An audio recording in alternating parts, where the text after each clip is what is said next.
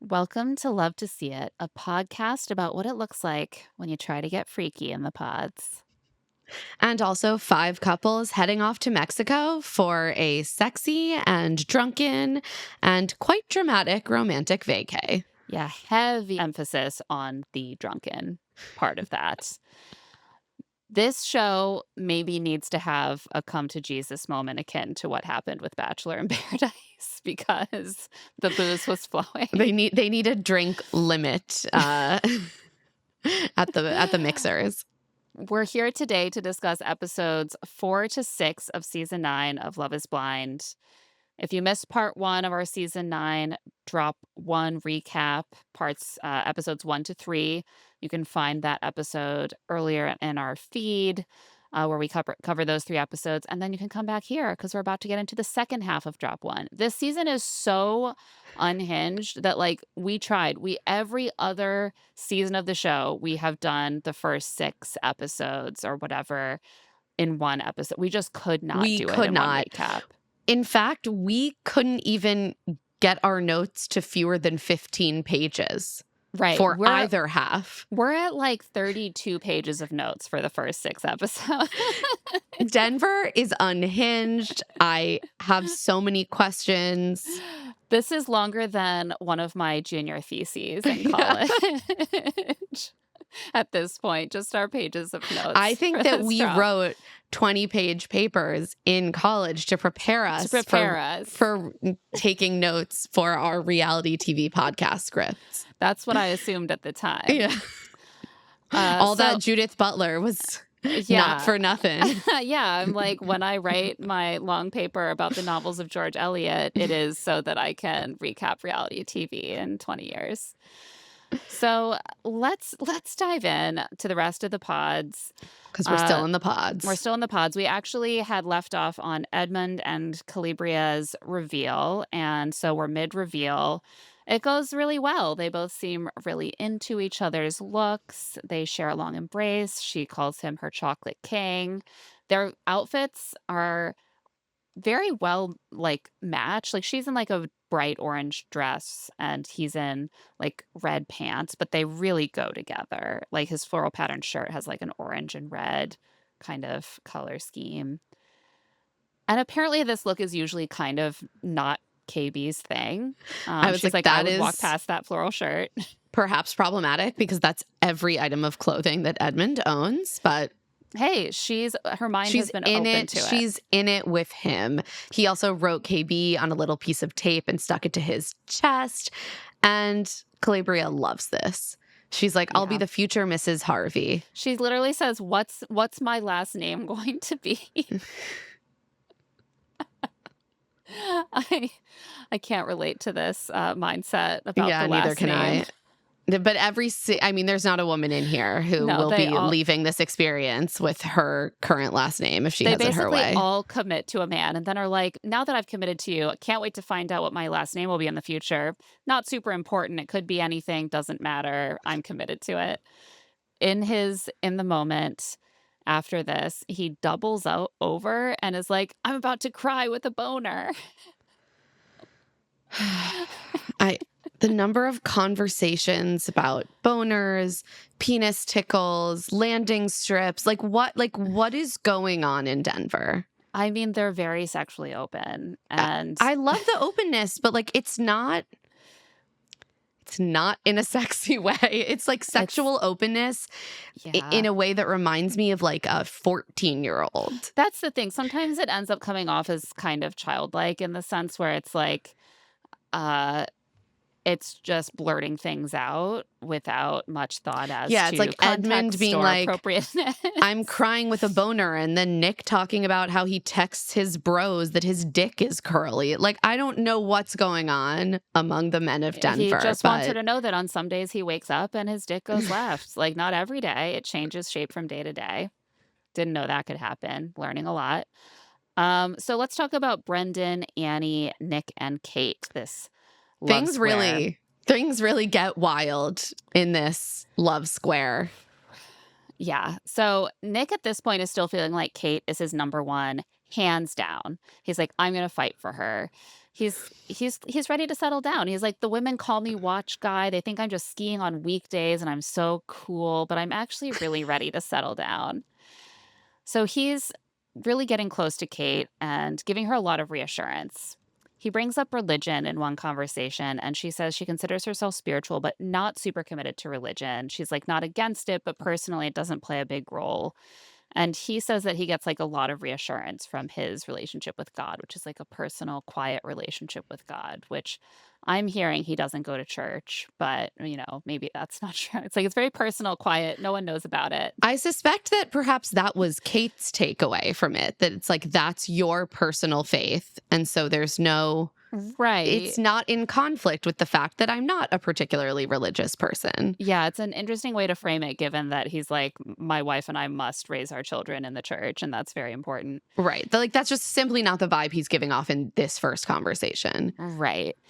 And Kate tells him that she kind of really came to question the concept of God because her mom passed away from what sounds like a very horrific and prolonged battle with colon cancer.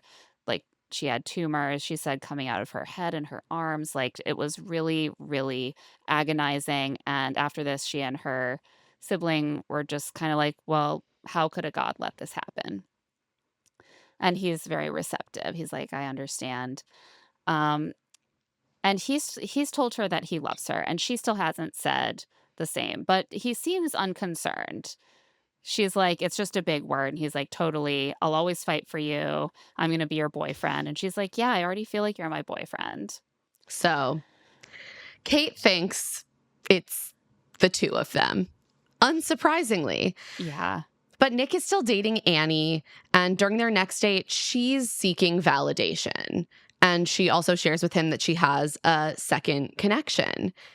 And then Nick has a conversation about religion with Annie. And it turns out that they perhaps are on more of the same page about religion and specifically wanting to raise their children in the Christian church. I don't know which church, but a Christian church. Yeah. And also that they both think it's great to spank your kids. Yeah. He's like, "Do you want your kids to grow up Christian?" And she's like, "Yes." Then they're like, "Kids should be reprimanded. I'm going to be very strict. Spanking is good." People are always like gleefully discussing how strict they will be with their unborn children in these pods. I'm just going to say, when I hear that they don't specify which Christian faith it is, they seem to associate it very closely with physical punishment of children. I'm hearing like a pretty intense strain of evangelical. Yeah, I'm hearing like blanket training. Yeah, I'm definitely hearing blanket training. And they're very pro, like, oh, we'll be very strict and like spank our kids, but also we'll be nice when we're not spanking them. Nick also asked Annie how she'd feel if at some point her child said that they were, and I quote, LGBTQ plus.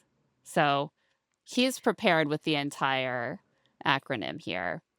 That doesn't mean that he wants to be sensitive to this community. That doesn't mean he's supportive of this wide community. He's like, that's just a very long list of identities I don't fuck with. Yeah. And Annie says, no matter what, I'm going to love my kids, but I wouldn't be the first person to be like, yay, I'll support my kids, but make sure they're informed. Like, do you know what you're doing? Do you know what you're getting into? Do you know what you're signing up for?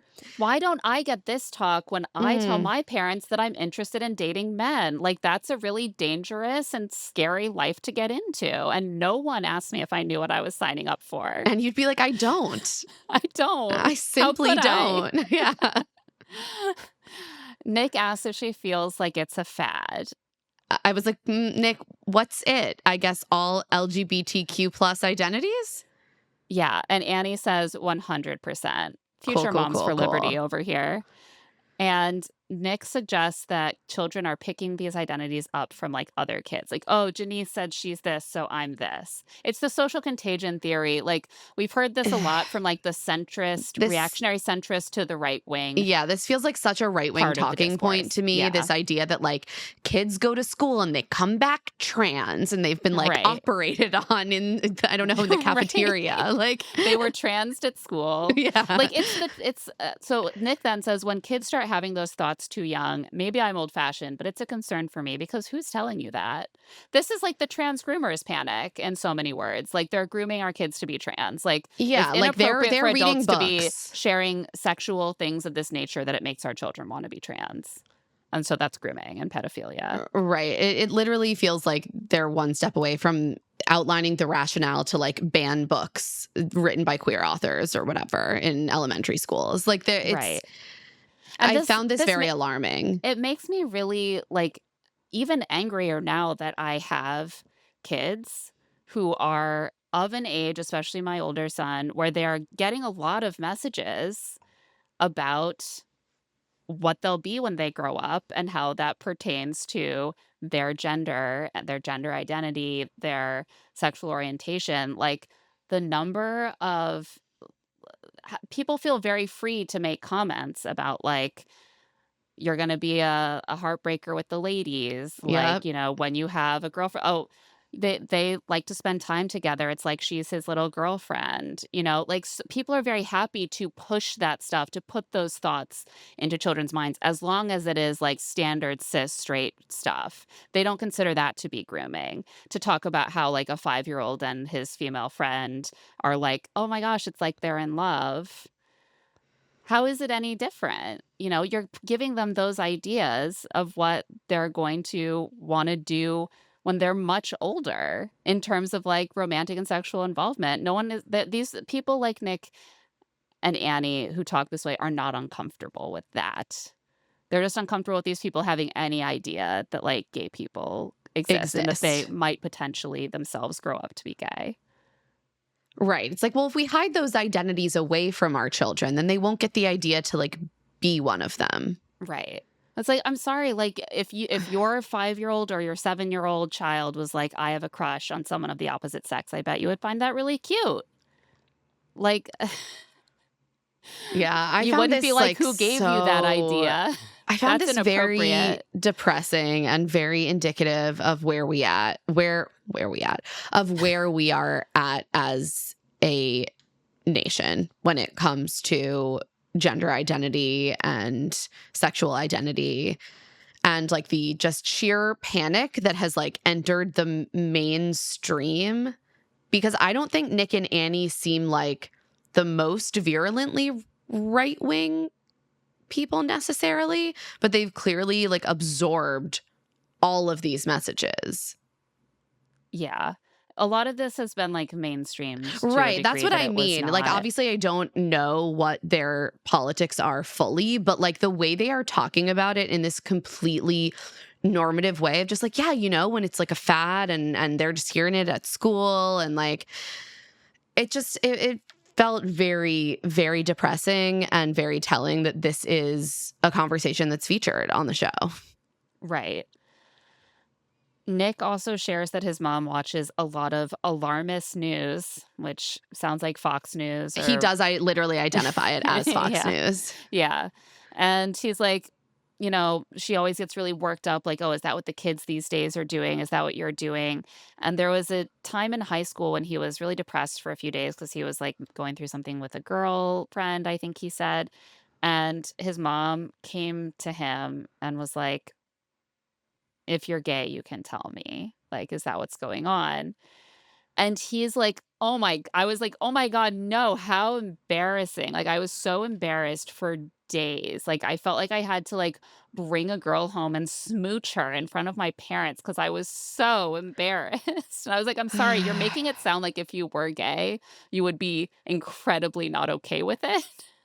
I mean, yeah. Like, Well, that's clear. so but, like, to a degree that I'm like, it's like, yeah, it's like a gay panic that he experiences just hearing the insinuation that, like, it would be okay for him to tell his mom that he was gay. He's like, "What gay word in the same room as me? God, Get a where's a girl right woman I can now. kiss?" And he's like, "Well, at least, it was nice to know that my mom, like, could approach me about that, even though obviously it wouldn't be our first choice." And I'm like, "Yeah, wouldn't it be nice if your mom just kinda, like, loved you and accepted you no matter what?" Like, maybe you wouldn't have to. And maybe that she didn't like rank possible identities that you had in like an order of most desirable. And it was just like, I love my kid and they'll That figure would out be who they nice. are. It sounds like that isn't the case, but Yeah, she was no. willing to at least ask the question. After this conversation, Nick feels they're very compatible because they both look down on the same groups of people. And he tells Annie he could see himself proposing to her. He's like, I was I'm like, intentional. wow. I will fight for you. Wow. He told Kate he's in love with her. He has one homophobic and transphobic conversation with Annie, and he's like, that's my gal.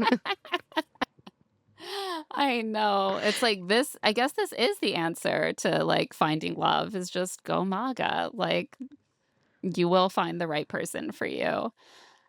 Yeah, this was deeply bizarre, but also like throughout, Nick has been the main person that we've seen doing this thing where he will say extremely intense things to one of his two interests and then go right into his next date wearing the same outfit with the other person and say basically the same intense things.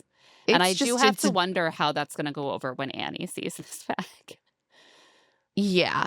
Yeah. And as far as we can tell, he doesn't tell Annie that he said all these things to Kate. Right. But Annie does have another interest, and at this point, her other guy is still her number one, Brendan, and he is locked in on Annie.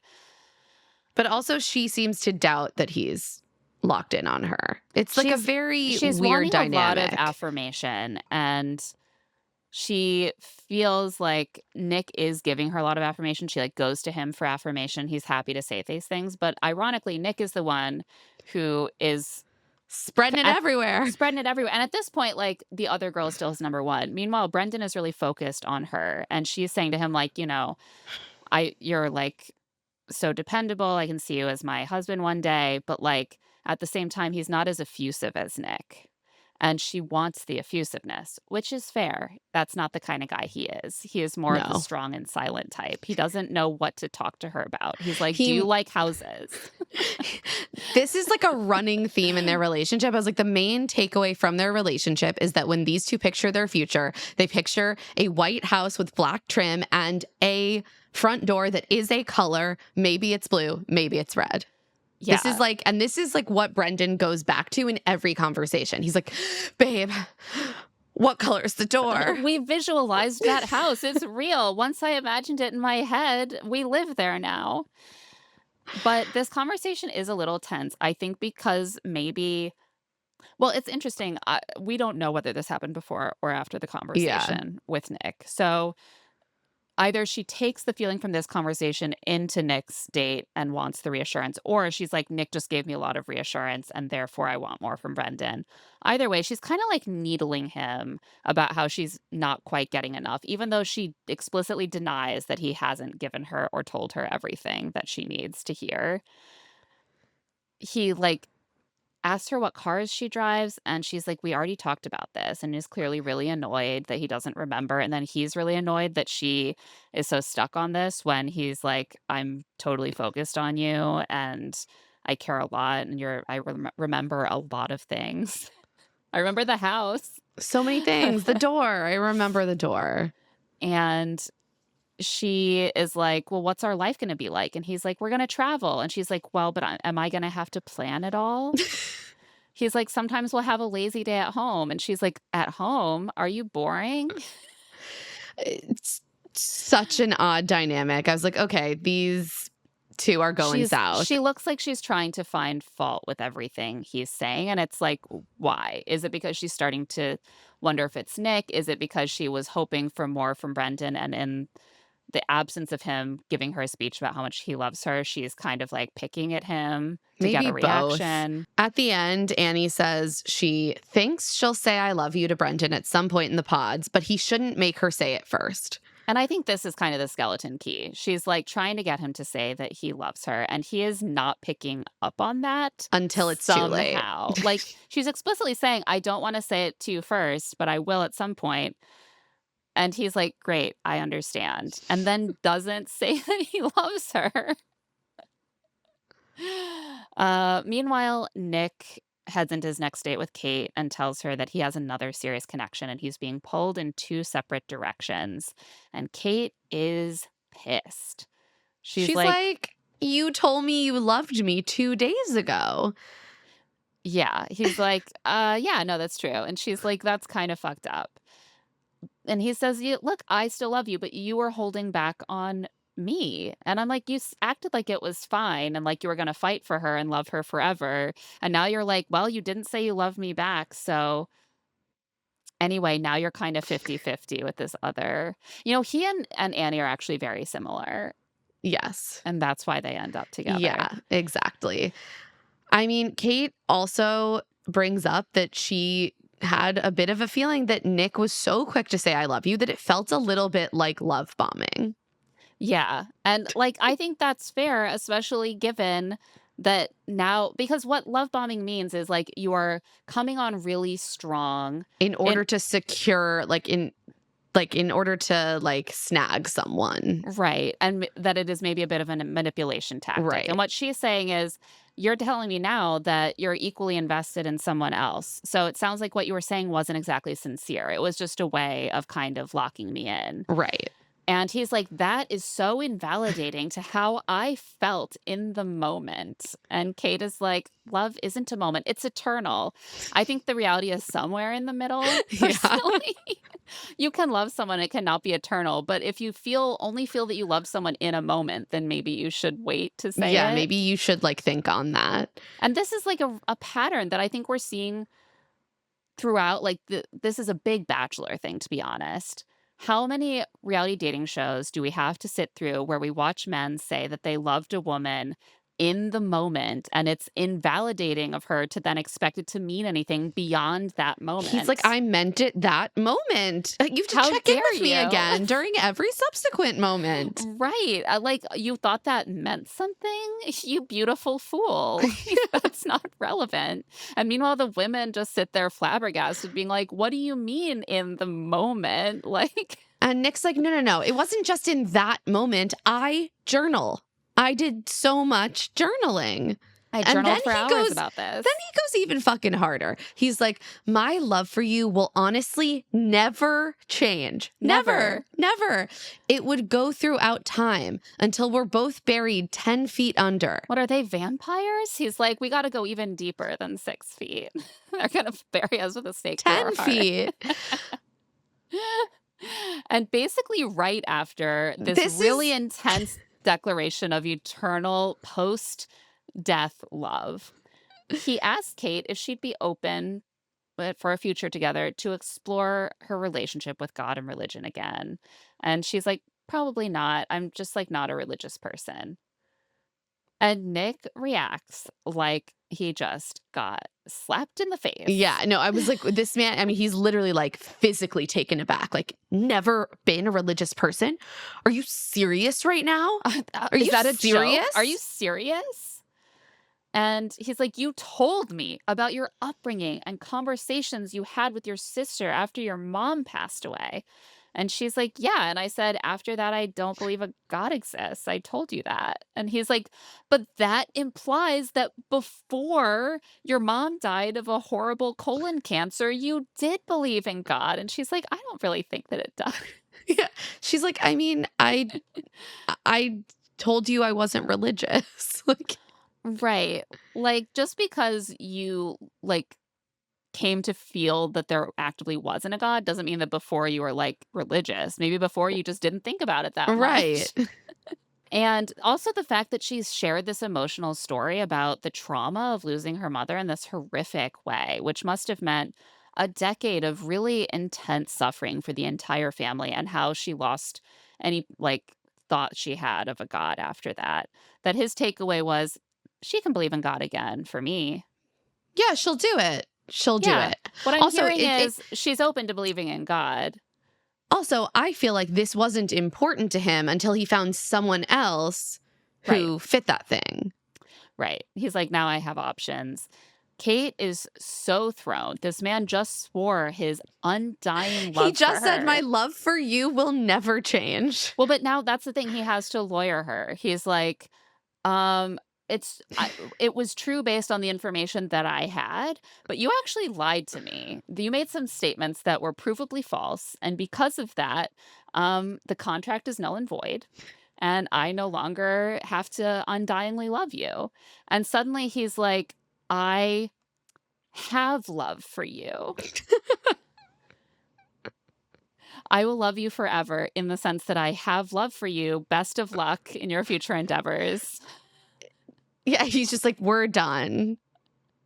She's like, what the hell is going on? I would say that he gave her this gift. I think that she does come out of this being like bullet fucking dodged, and she should. Yeah, absolutely. And then she's like, that's not what you do when you're in love. And if it is, I don't want to be with you. And he's like, I'm really sorry I hurt you, but I'm hurt too. I got hurt. This isn't easy for me. And then he's like, that's all I have to say. And I really hope you can find your peace with that. Oh my God. This is what makes me want to punch something. I'm sorry. You're going to swan off and have your perfect little Christian marriage with your homophobia queen. And you think that you have the right to sit here and make this about your feelings too? Yeah, you just told her your love for her will never change. Then shat all over her when she reiterated that she wasn't religious, which she already told you. And then said that it was about then told her that she hurt you. She hurt you. She hurt you no, by not being religious. No, Nick. Absolutely not. This man, that like when men say that they are so intentional and they really like they're going to be there for you, I understand that feelings change and they can be confusing, but to see him go in back and forth between them and make these really strong declarations of his feelings, of a future together, reassure them so much, and then to tell them how intentional he is and how he wouldn't play with their feelings. I'm like, you are. Like, what do you think it means to be careless or to play with people's feelings? This is it. He fucking sucks. He is the middle schooler that he appears to be.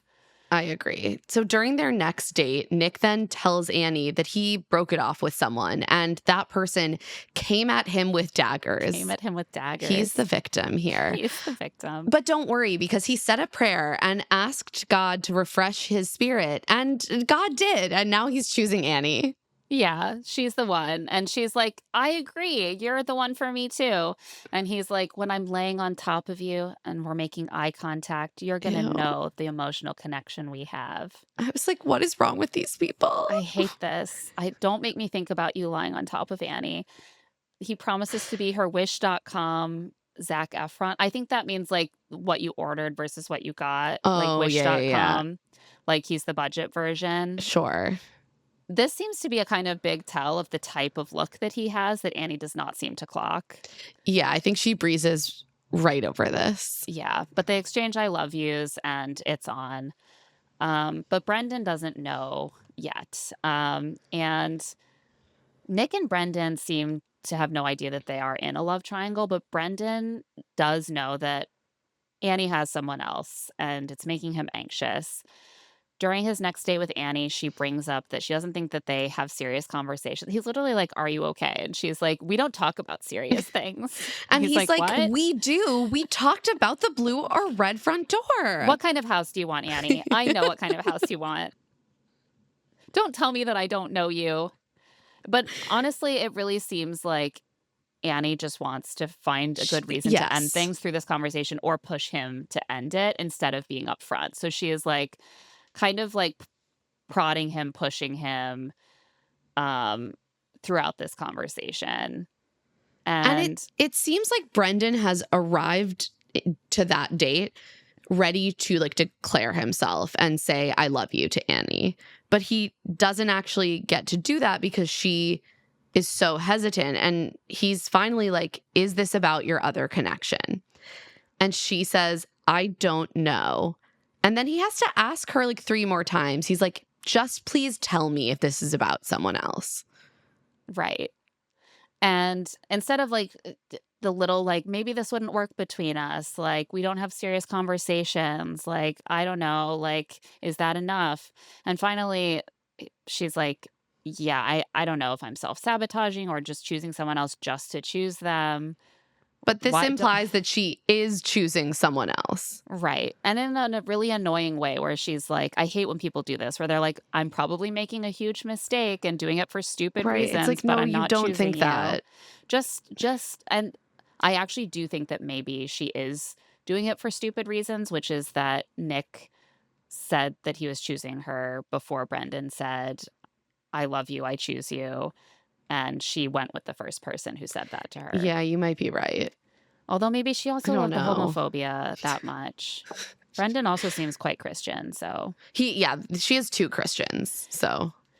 So during this date, there's been a huge gift box sitting in front of Annie, and Brendan asks her not to open it because it wouldn't be good for either of them. And then he's like, I wish you nothing but the best. I'll be praying for you. And that's the end.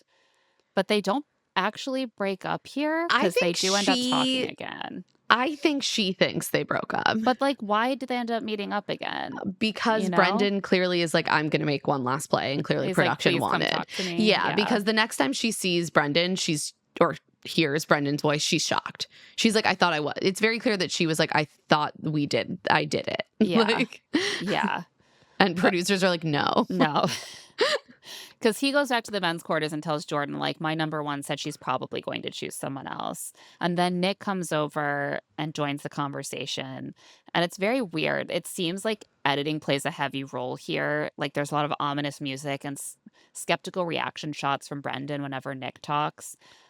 But nothing is said that really seems like it would cause drama or an issue. So it seems kind of No. like whipped up by the edit. I still think that they don't know that they are the people who are in a love triangle with each other at this point.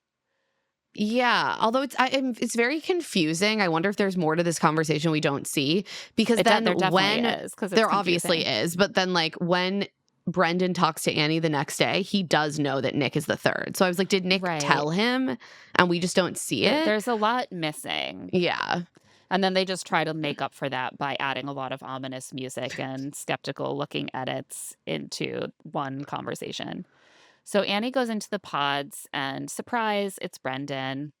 He's like, I'm going to fill you in real quick. I was going to tell you I loved you yesterday, and it pains me to find out that you also have Nick. I never saw that coming. And then he's like, respectfully, it's me who can give you that life that you want. This is just so odd because when Annie first realizes that it's Brendan, she's like, hi. What will you be filling me in about? And then he launches into this whole thing and she just starts sobbing. Yeah.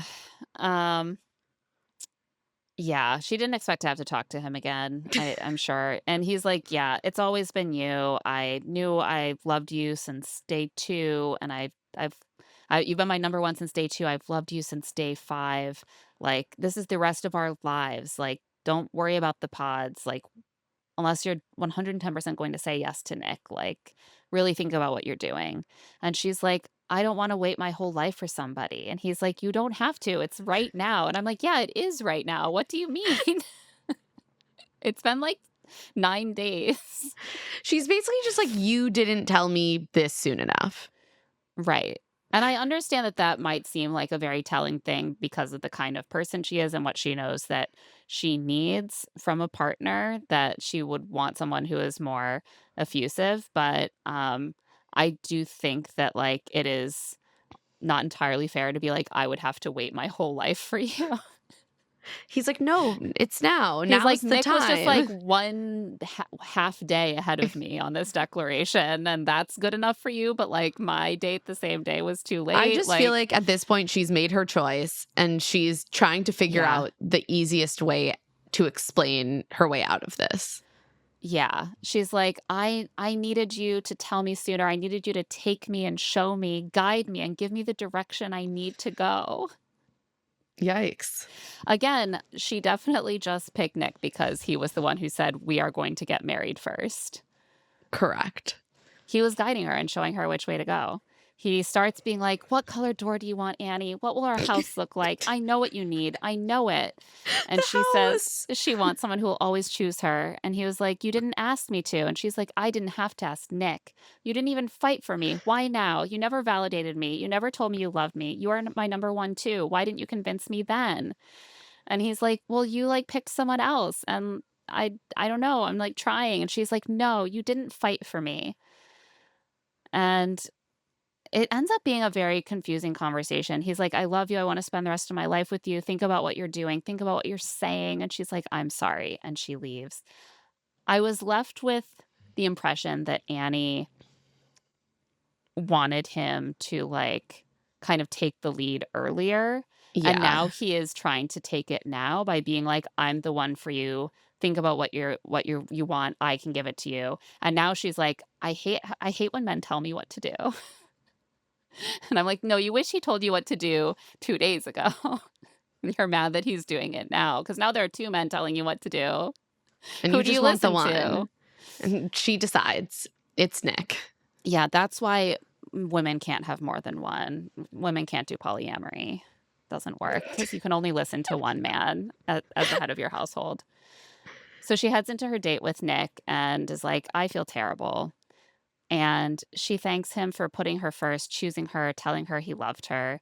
And this is when she says, "So many people try to tell me I know what you need. They talk at you. I feel like you actually understand." And I'm like, so many people are Brendan. And I mean, I listen, I also get annoyed when men tell the women on the show what they want and need, but the thing is that I feel like Annie has made it clear that she actually wants no, that. she's like, literally guide me. So "Guide me, tell me what to do, but not like that, not right now. Yesterday." Annie reads Nick a letter about how with God on their side, they will see nothing but success, and he is so reassured that God has put them on this path together. prosperity gospel, I was baby. saying the same thought. I was like, the prosperity gospel strikes again. God will lead us to success. And he proposes. She says yes. And they're like, "I love you. I love you. I love you." They're so happy. Nick bursts into the men's quarters and shouts, "We're getting married." And Brendan is sitting there looking like a storm So cloud. sad. And Nick comes over and is like, "I'm sorry, I didn't see you there." And I'm like, he was probably the most visible person. He was sitting facing you at the table at the center of the ring. But I did feel bad for Nick because all the men there seem much more sad for Brendan than they are happy for Nick. And they're all sitting around like with glum faces. Like Edmund is almost crying, being like, "I hate seeing you like this, man." And meanwhile, Nick is like, "Anyway, Well, I'm I'm getting engaged. I'm married. really sorry that I'm engaged." And they're like, "No, it's fine. You can be happy. It's just, it really sucks for Brendan." I think they should have divided and conquered on this one. And then it's time for their reveal. Because he lives in the mountains, Annie assumes he'll be very masculine and strong. Little does she know that he looks like the president of a chapter of the College It's also so Republicans. funny. I'm like, he said he sells luxury watches and like I goes to a know. lot of ski resorts. That's not really giving like She's literally like, "I heard he lives lumberjack. 2 hours outside of Denver, so I know that you have to grow a beard once you're an hour and a half outside of Denver. It's probably by the time you get 2 hours out, it's probably down to your nipples." But he even for a luxury watch salesman looks very young and boyish. And he's Yeah. even wearing a navy blazer and khakis for the event. Like it could not be any more college Republicans.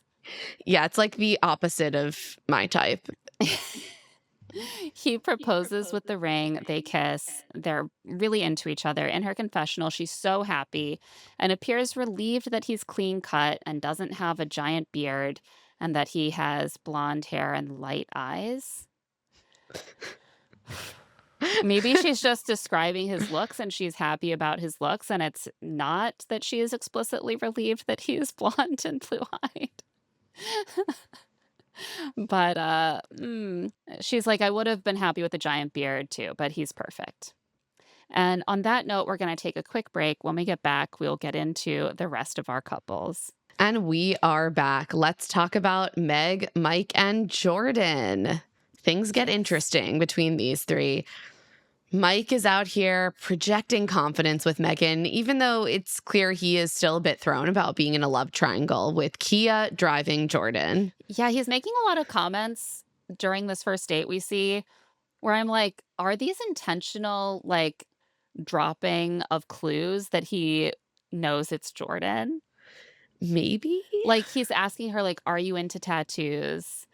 And then she's like, "Do you have tattoos?" And he's like, "No, you don't put bumper stickers on this car." "Okay, are there any other tattoos on men that you're trying to reference?" And then he's like, "I don't care what car you drive. It could be a Kia." And I'm like, first of all, Jordan is always trying to guess what car she drives, and he drives a Kia. Like, it just feels a little, like, pointed. Like, how but how would he Yeah. know? Like, I'm like, "What's I think going at on this point, here?" doesn't he know by this point? He knows that it's Jordan, but, like, Yeah. why would he know about I guess Jordan does talk a lot about their relationship, so it's also Yeah. conceivable to me that, I like, think that he he has is been gathering a lot of information because Jordan is constantly talking about it, and now we understand why, because he doesn't think anyone else is connecting with Megan, so he thinks he can, like, speak about it openly.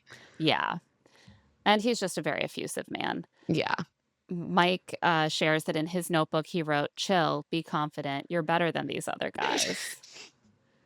It's like, "I'm sure you did write that, Mike." I'm sure you did.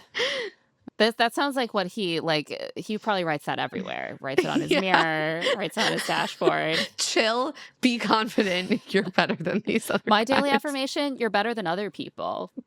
That's what I find Mike Coleman. I'm gonna write that in lipstick on my mirror tonight. I'm better than other people. Why? Probably because of how much I value the pillar of health And nutrition. and nutrition. Nutrition And and diet saunas. and exercise are really the key pillars of the pillar of health. It's pillars all the way down. Megan shares that she dated a man who was close to a billionaire and the relationship sucked, which seems to really surprise Mike.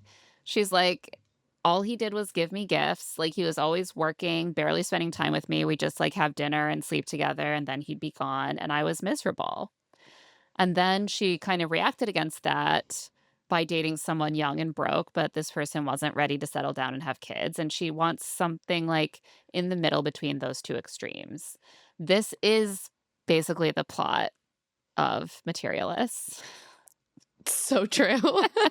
This is the culture now. It's like hot 30 something professional women being like, should I marry a billionaire or should I marry a broke man? The two genders of man. Two genders, billionaire and broke. And she's like, no, I think there's a third one. Yeah, she's like, "It's weird. I'm dating two men who just like have jobs Yeah. and aren't billionaires." And she's like, Mike, I think you're right. You're right there in the middle. After the date, Mike tells like one of the guys in the lounge, I think, that Megan would be making a mistake if she doesn't pick him because like he knows she wants a real man and he's a real man. And Okay, the sir. implication is very strong with him that Yeah, Jordan is Jordan not. is not. I mean, he is How could clearly Jordan be a real man? convinced. He's just a father, a loving father to a medically complicated child that he adores. He works hard and he takes care of his life and his son's life. Like, what's manly about that? Well, he's not real. That's the thing. Yeah, that's a fake man. But Jordan and Megan are really connecting. And Megan admits that in real life, and she says this to Jordan, she would Yeah. never have given him the time of day. And then she's like, "Okay, that sounded really mean." But She's like, we just probably wouldn't have we met. wouldn't have crossed paths. And I mean, I think she's right. No, she's totally right. They are on paper, I think, our most like unexpected couple that comes out of the Yeah. pods. Yeah. She says, like, that he basically surprised her, and she walks out of every one of their dates smiling, laughing, feeling good. She loves to Um, laugh. She loves to laugh. She does ask him about tattoos, and he like fully winks at the camera and is like, I have a few small ones. Three of his four limbs are fully sleeved. So Luckily, she's into tattoos. yeah, and she tells him that her mom went with her to get a lower back tattoo at 14 and a wrist tattoo at 16. I was like, "Excuse me? What?" She did what now? She has gotten them removed, and he's like, "Yeah, my son will ask me about tattoos," and I'd say, "What tattoo would you get right now?" And he says, "Paw Patrol." And he's like, "That's why it's 18." 18. I mean, yeah. Which is so accurate. Megan is still seeming to like really also put a lot of weight on the fact that Luca shares the same diagnosis as her father, and she's kind of like, maybe my father like brought you Mm. into my life. Maybe this is my opportunity to kind of step into that caretaker role with Luca. And Jordan is like, well, I don't expect that. I just want you to love him. Everything else is bonus. And she kind of asks how that would look if they ended up engaged. And he's like, well, Luca's mom would have to be part of that decision. I'd love for him to be with us. It's not entirely clear if that, I assume that he and his Luca's mom have some sort of shared custody based on Yeah, how he's described it. that's my So assumption. So I was presumably, like, are they referring to like filming, to like the rest of filming? yeah. I wasn't sure. That's my assumption because yeah, clearly Because he's I not can't like, imagine that Jordan would be like, "Yeah, I'd give up custody of Luca if that's no, what needed to right. happen." I can't see that happening. They discuss Jordan's vasectomy again, and she's kind of come around to the mindset that, like, this is a good thing. She's like, "Most females, including me, don't wanna pump their bodies full of hormones." So, I think it's very respectable that you did that. And he's like, "Well, I kinda did it for myself. Like, I'm not like a fucking martyr. I just, like, I didn't do want enjoy that Jordan, like something that I think speaks well of him is that he's like, well, to be clear, like, don't valorize me. He does Yeah. this like a couple times. Yeah. He is confident, but he's doesn't yeah, He he doesn't also need is to like honest take about on like accolades that aren't right. earned. He's like, "Am I the best dad ever? Probably. But did I get a vasectomy to be a good feminist? No." Yeah. And he does float the possibility of adopting if his reversal doesn't work. And he says that before having a kid, he basically didn't understand what his purpose was in this life. And I know not everyone feels this way, and that's fine, but I did relate to this, which is kind of like, so I just like work and like hang out for the rest of And my then I life and then I die. die.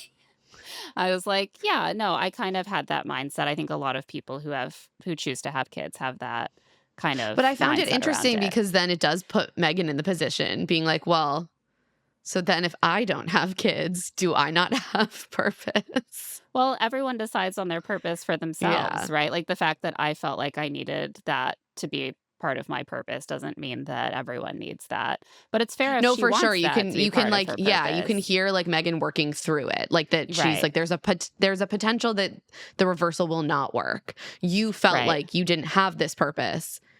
If it doesn't work and I don't have kids, then like what is my purpose? right. Well, and he does suggest adoption. And she's like, I mean, also, it could be like stepping into being Luca's mom, stepmom. Stepmom. I know. I was He like, well, does he have does a have a mom. mom. He has a mom, but I know what you're going for here. Yeah, you can have being like a loving. I think that's also the thing is that before I had kids, I was like, outside of my job, I don't think that there are a lot of ways to be really involved in caring for your community or people around you that I just don't think that I had when I was like a 20 something. Yeah. And that leads to feeling that like treadmill of like, I just go to work and then I do something nice for myself and it doesn't feel meaningful enough. But I think being a bonus parent could absolutely Oh give you yeah. that. And, and, 100%. and also Jordan says maybe we discover that we're each other's purpose too. Oh, he's like Charlotte That can be York. purpose. Yeah, that can be purpose. Very Launching cute. launching a tech-enabled health and Medical wellness app can company. also be purpose if that's your vibe, absolutely. Megan and Mike on their next date talk about how they love luxury travel and spa treatments, and it becomes clear that she has also dangled the Lake Como wedding to him as well as Blake. And he says, everyone says good things about Italy, like it's a new restaurant, which I loved. I'm like, I mean, yeah, it's a whole country. Yeah, their reviews of Italy for many centuries have been very positive. He raises his glass and toasts to living true to our values, but also having unforgettable experiences. And she's like, and unforgettable sex. These people love to dirty talk in the pods. Yeah, they're just like, and by the way, we will have incredibly hot sex. So Mike presses her about whether she's decided on him, and she hasn't, although she says that he has been the front runner for a while. And he's scared to be vulnerable and propose without that reassurance from her. She's like, well, I need someone who's sure about me. And he's like, I am sure about you. I've asked you every single question and you've pretty much hit it out of the park.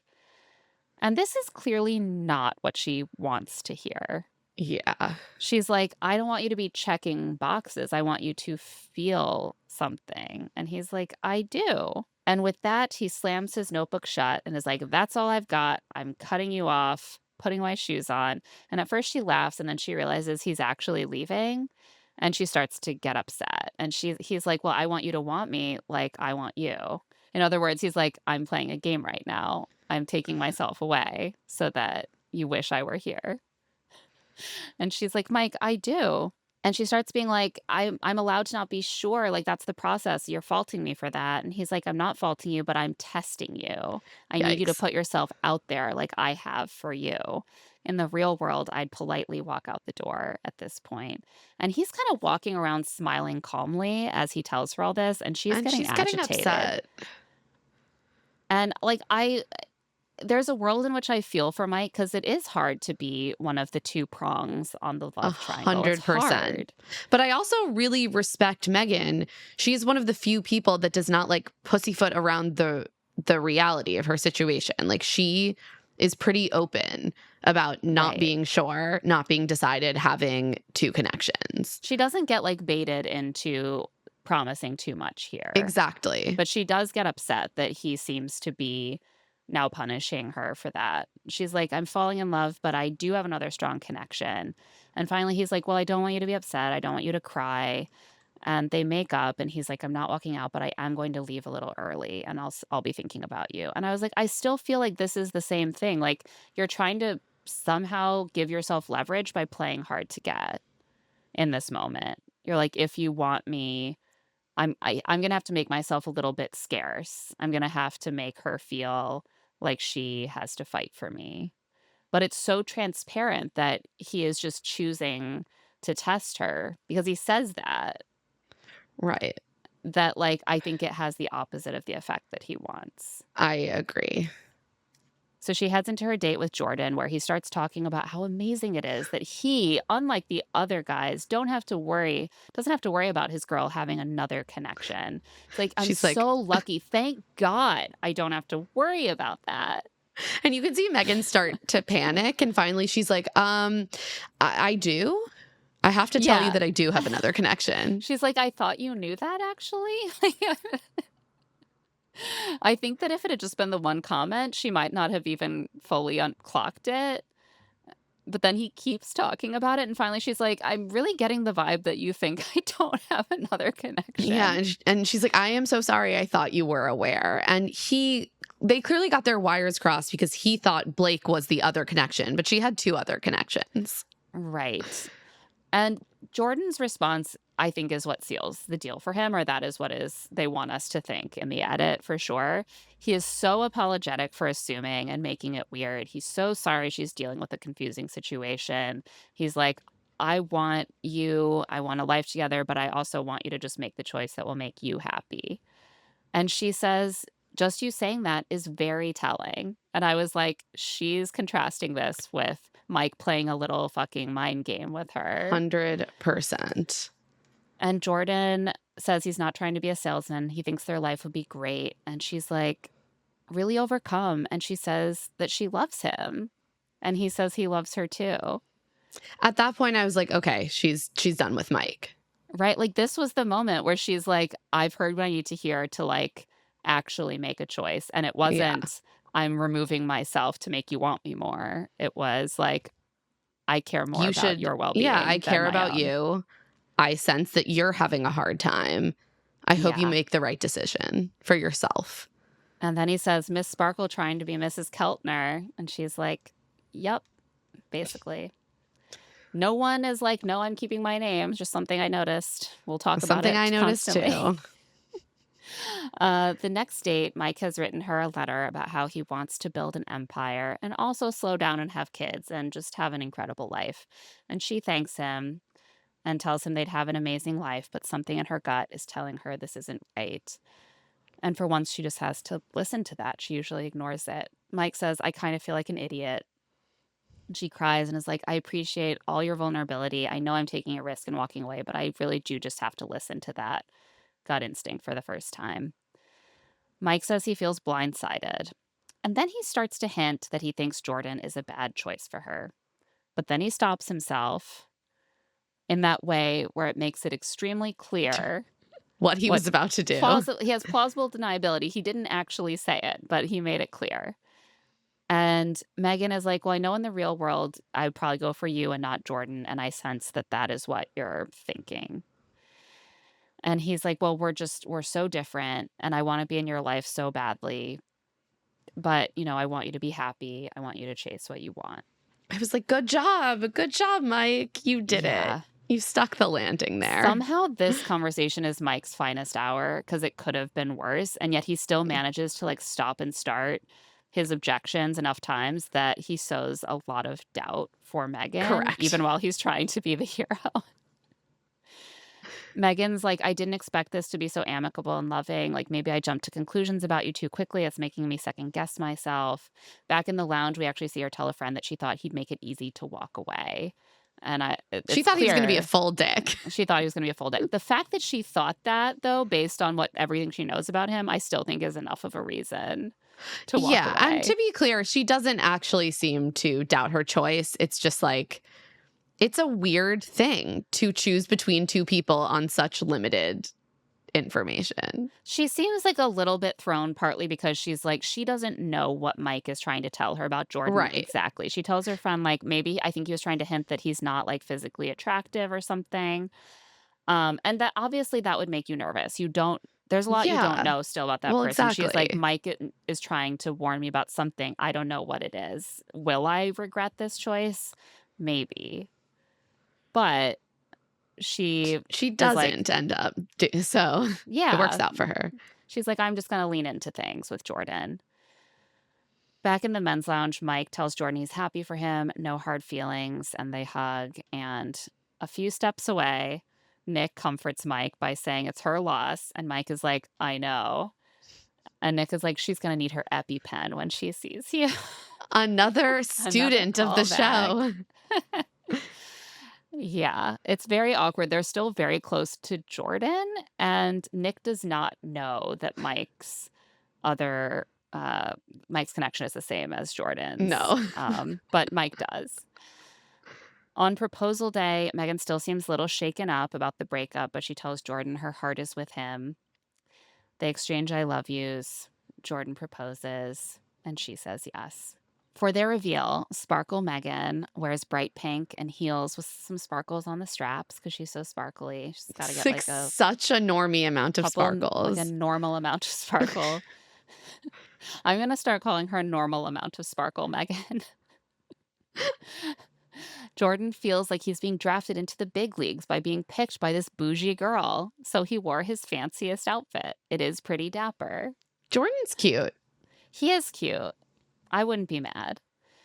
And Megan is really anxious, again, that Mike was hinting she wouldn't be into Jordan physically. But when they meet, she does not seem to feel She's that way. Relieved. She's like, oh, and you have a bunch of tattoos. I love that. Yeah. And yeah, you can't see them because he's in a suit. But he's like, yeah, I actually do have full sleeves. So all those times I said I just had a couple small ones, that was not true. And she's like, no, I love that. He's kind of manic with excitement. He thinks she's so hot. He tells her the way she looks is extra, extra icing on the cake. And that he wrote in his notes, probably has a wagon or a dumpy. Ew, I hate it. I hate the way these people talk. I was like, I was saying this to you before, but when using the phrase dumpy or the term dumpy to refer to the butt just makes me think about taking dumps. And that's not sexy to me. I'm sorry, I'm so vanilla. She does waggle her butt, and it looks like a normal butt to me. I don't know. Yeah. In her confessional, she says she was immediately at home. It was like a warm hug, and he also feels like it was so natural.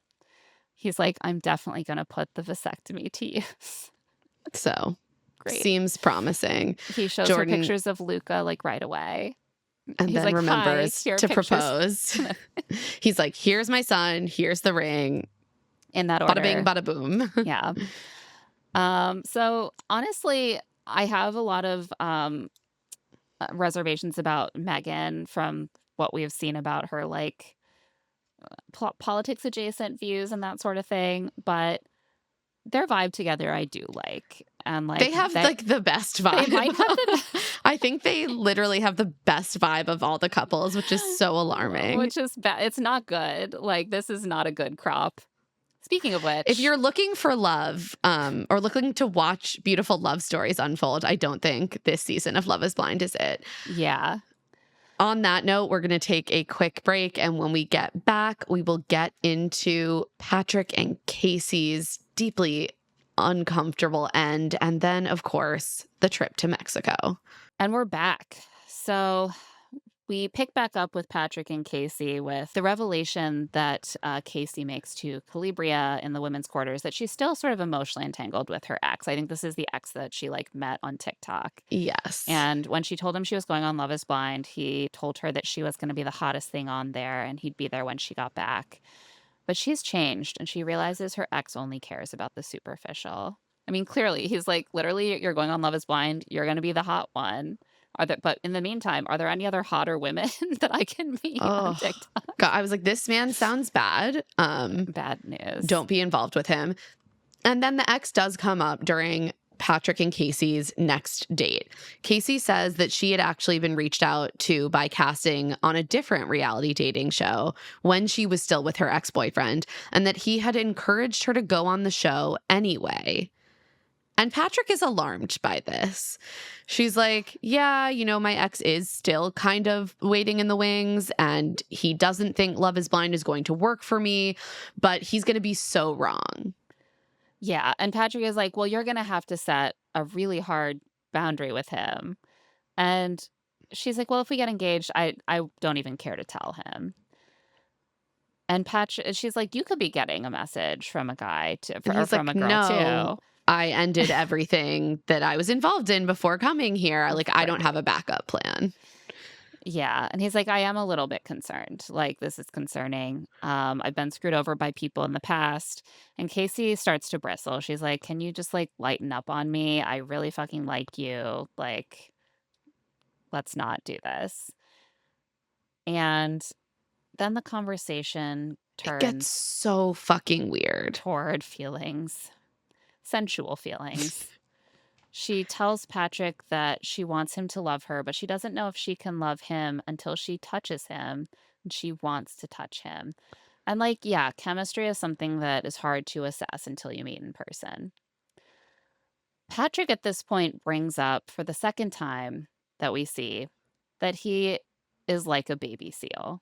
He seems very anxious about his like relative hairlessness. Yeah. And he keeps referencing it. He's like, prepare yourself. My skin is like a baby seal. I'm very smooth. I'm like, oh no, it's not smooth skin. It's terrible. I know. I was like, I feel like most women have dated men with all sorts of facial and body hair, like, yeah, situations. I was really like uncomfortable about how, like alien and like exoticized this was like, and like clearly because he's used to people treating him that way, and she Yeah. also is not accustomed to it. So like, it's very much like, oh, it's going to be this strange thing, and like, can you imagine like that my skin will be like this? I'm going to compare it to an animal you've probably never touched, and I was like, it's not weird. It's fine. Yeah, I think there's just, like, he's clearly absorbed a lot of really negative messages about yeah.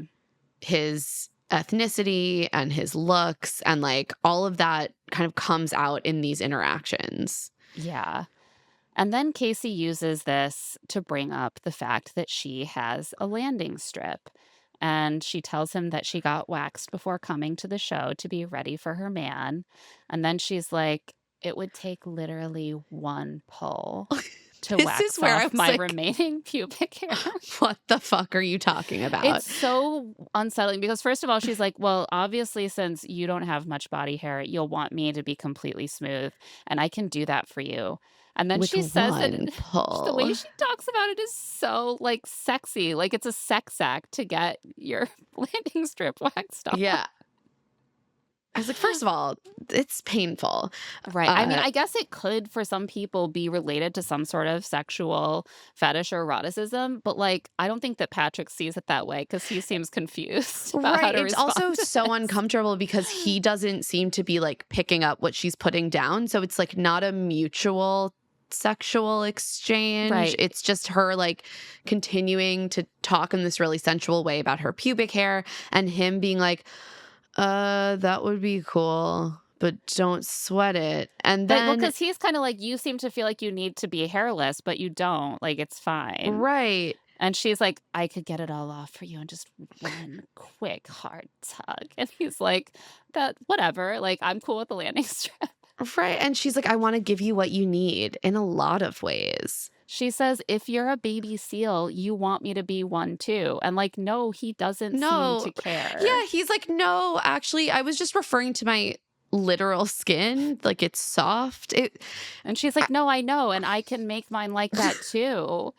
And so I what was came through cringing. from me to me from this is that Casey feels anxious that she will be, like, the less feminine one in the relationship in terms of body hair. Like, the fact that she might Mm. have more body hair than him makes her feel, like, not as dainty and feminine. She wants to be comparatively hairless, and he feels like it's going to be seen as not as, like, traditionally masculine in this setting Yeah, of their this Western anxieties setting. are, like, coming out at each other in these deeply uncomfortable ways that speak to some, like, problematic cultural norms around beauty.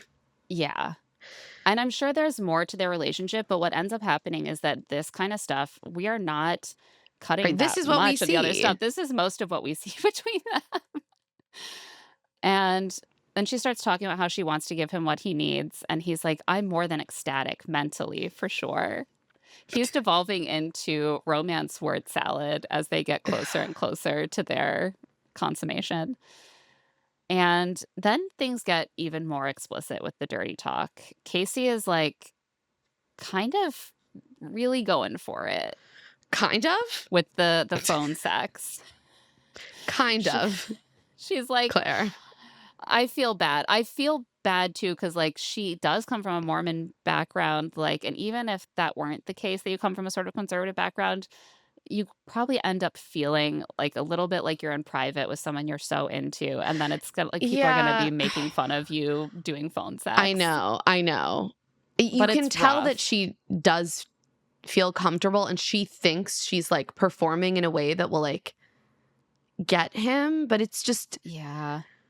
What I it start just to made feel me like with feel Casey is bad that for she has come to feel that her sexuality is what she has to offer men, like her beauty and her yeah, sexuality. And so she's like, Patrick isn't sure about being with me. And so I'm going to like perform as much as I can for him, like sexually right right, like, I will now. be the sexiest sexy baby you can Yeah. imagine. So she like describes everything she wants to do with him. It's pretty vanilla, which is, me too, girl.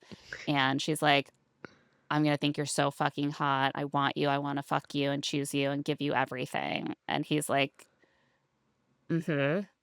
Wow." Wow. At one point, he says, "What else?" Which is the most engaged he Yeah. is.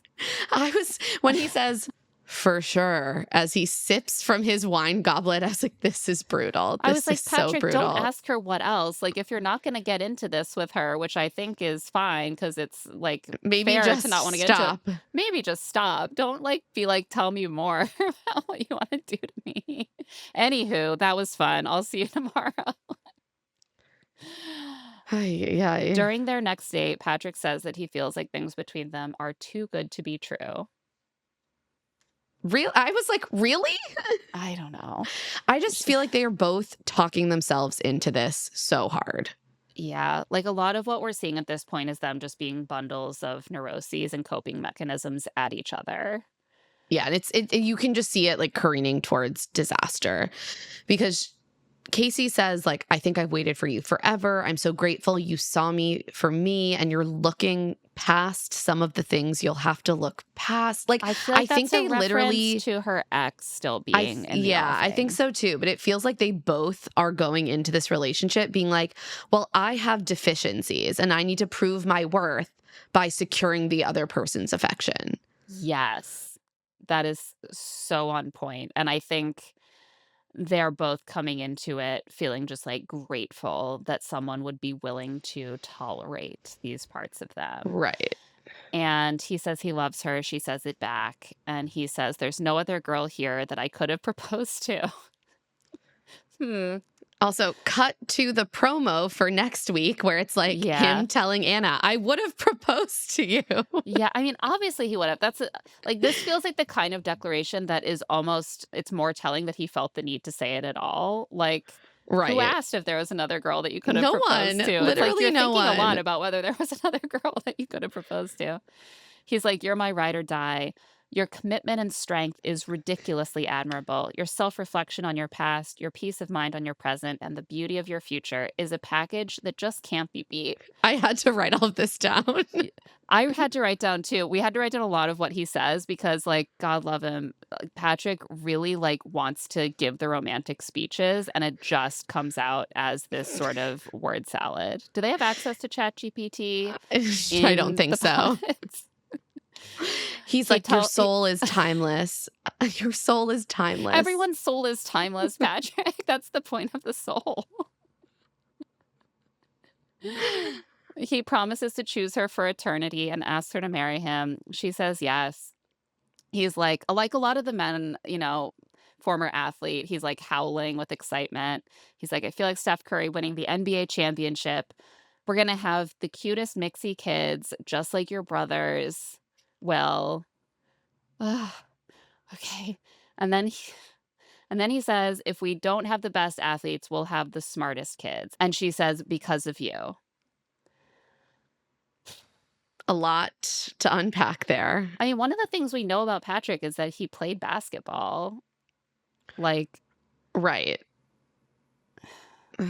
I feel like, again, it's like he has internalized so many stereotypes about the kind of person that he is and what he brings to the table and what he doesn't bring to the table because of his ethnic background. And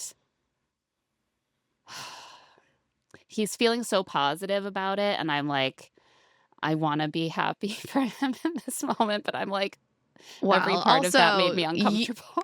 you know what's happening right after. Yeah. So as they get ready for their reveal, Patrick is like, I'm so happy to just be loved for who I am versus my ethnicity or how I look. He's like, I can trust Casey to not give up on me. Yeah, I feel like that is a case where, sorry, just to go back to that for a Yeah. second. When a really someone who has always been pursued because of how they look or fetishized in some way because of how they look says that, I feel like it hits different than Patrick, who is like, people have rejected me because of my ethnicity and how I Right. look. And so it feels more like he's saying, I got the chance to have someone fall in love with me kind of despite my ethnicity. And Right. how Like I I look. That was avoided it. taken out of the equation. Yeah. And yeah, again, it can be okay for those things to be part of the totality of how a romantic partner chooses to love you. He's like, I can trust her not to give up on me or my kids. I don't know if you can trust her on that. And then he says that he wants to blow her spirit away in her mind and in her eyes. What? Every That time doesn't mean anything. every time he says a word, you would never predict what that word is going to be. The next word of the sentence is You're like, oh, you want to blow her mind? He's like, no, her spirit away. Away. In her mind. In her mind and in her eyes. Casey says she's ready to marry the shit out of that guy. She's not. Spoiler alert. So the door is open and Patrick is like, Casey, what's up? He really is such a Colorado bro. Yeah. He immediately lifts her up and kisses her, and he tells her that he would have guessed that her hair was a balayage or a highlight. And she's like, yep. It's a highlight. And he kneels and proposes, and they kiss more. She keeps thanking him for the ring. I think the ring is the thing she likes the most about this proposal. She immediately fixates on the ring. She's like, thank you for the ring. I love the ring. I can't stop looking at the ring. So sparkly. In the moment, he says the following statement. Just to smell her pheromones. I don't know the right word. Pheromones? Then he gets it. Her pheromones just smell like love. She has such a good heart. I just know it. It just protrudes through the pheromones. She's fucking sick. Y'all should meet her. She's so beautiful and tight. I'm sorry. again, would never guess the next word at any point in the scene. Her good heart I just is hope that signaled by her pheromones. I hope my good heart protrudes through my pheromones. I don't think My that's what protrudes through pheromones. my pheromones. Based on how men have historically responded to me, I think that what protrudes through my pheromones is angry bitch.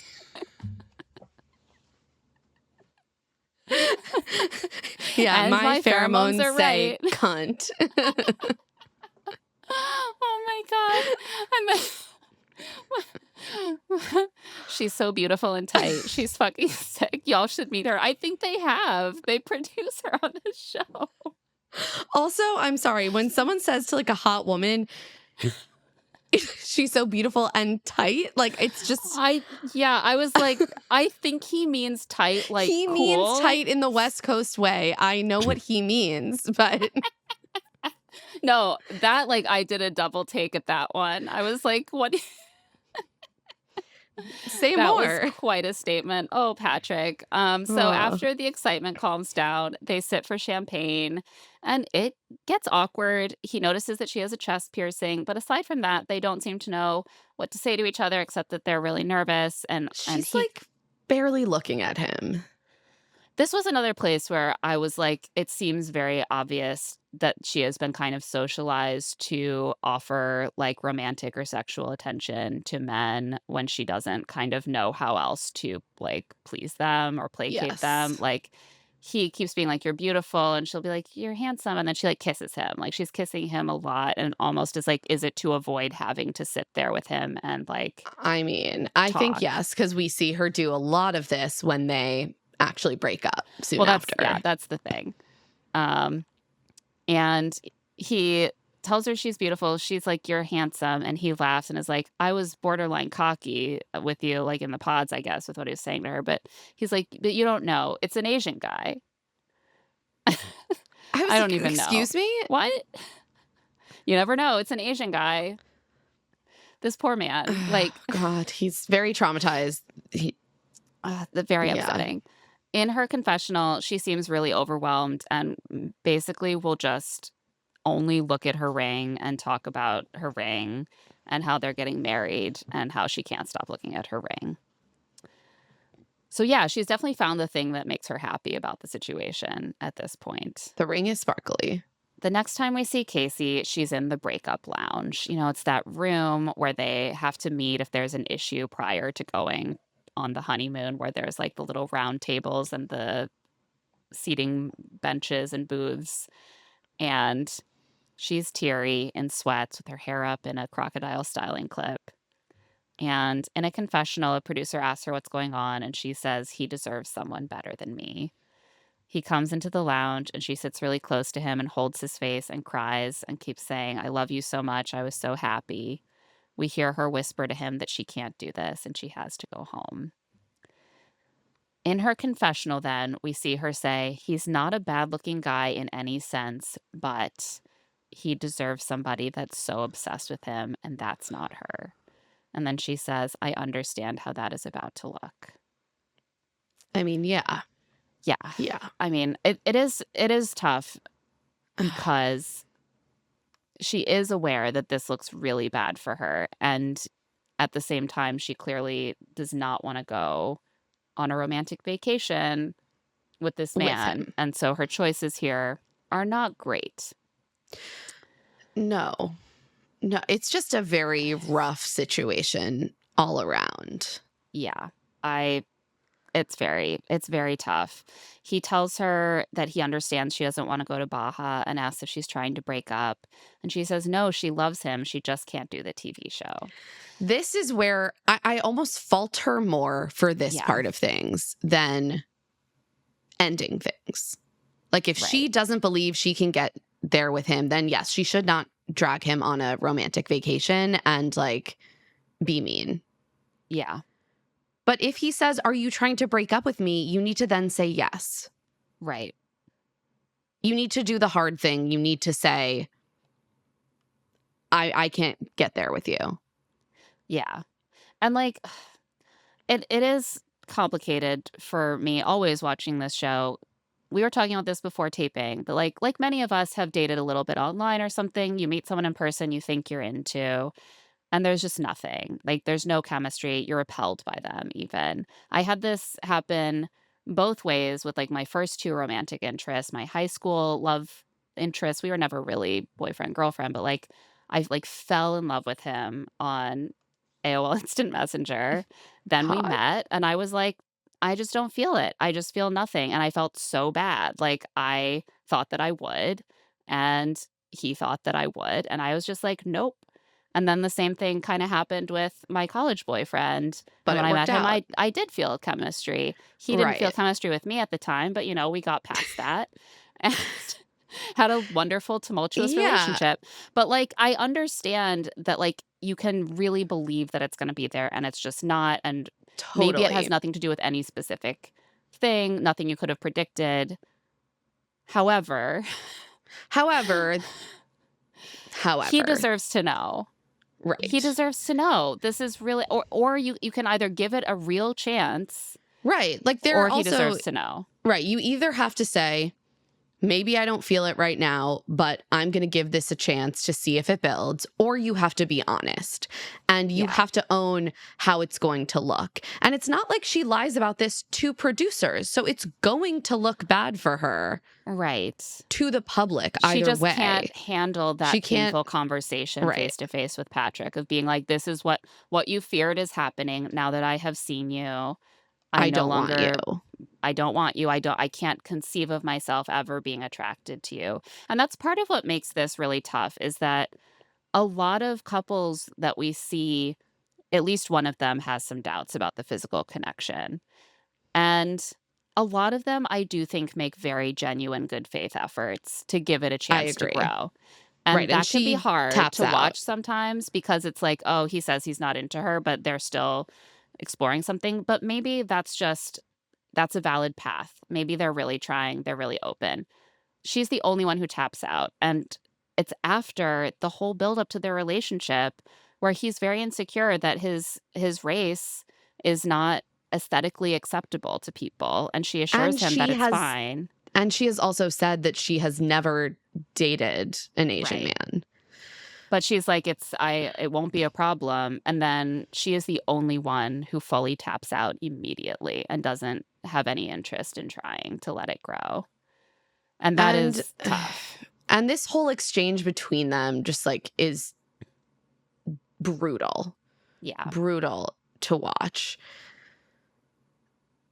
So It's really Patrick hard. is like tries to be very understanding. He's like, okay, you're not breaking up with me, so that's fine. I'll see you in Denver. And Casey does the thing that we were talking about where she continuously is kissing him throughout all of this and apologizing to him. She tells him through tears that production, she says they, and she clearly means production, is making it about what he looks like, and it's not that wild thing to say.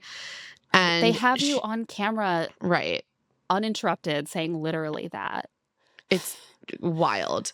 She just truly can't handle saying it to him. And he's like, Yeah. okay, it's fine. We're just going to take it slow. She keeps reassuring him that she loves him. And she even says, like, I worried that I'd break your heart. And he's like, why would you break my heart? It doesn't break my heart to not go to Baja. Like, breaking my Yeah. heart is breaking my heart. Not going to Baja is not going to Baja. And she's like, yeah, I don't want to slow down. Like, our relationship, I love you. Like, This is mean. This is mean. This is so mean. not well done. And like she has, I think, like a lot of like it is kind of what we see in a lot of the sort of like Mormon culture or evangelical culture, like of how women are supposed to behave, a little bit of that kind of childlike like voice. Yeah. Like she has a sort of like slightly baby talk sort of way of speaking, but she is a 32-year-old adult. Like to lie to his face like this and then kind of like throw herself at him physically to kind of paper over the fact that she is actually like in the Like, process of rejecting you're him not for into his him and you're looks. rejecting him. He's allowed to know. Right.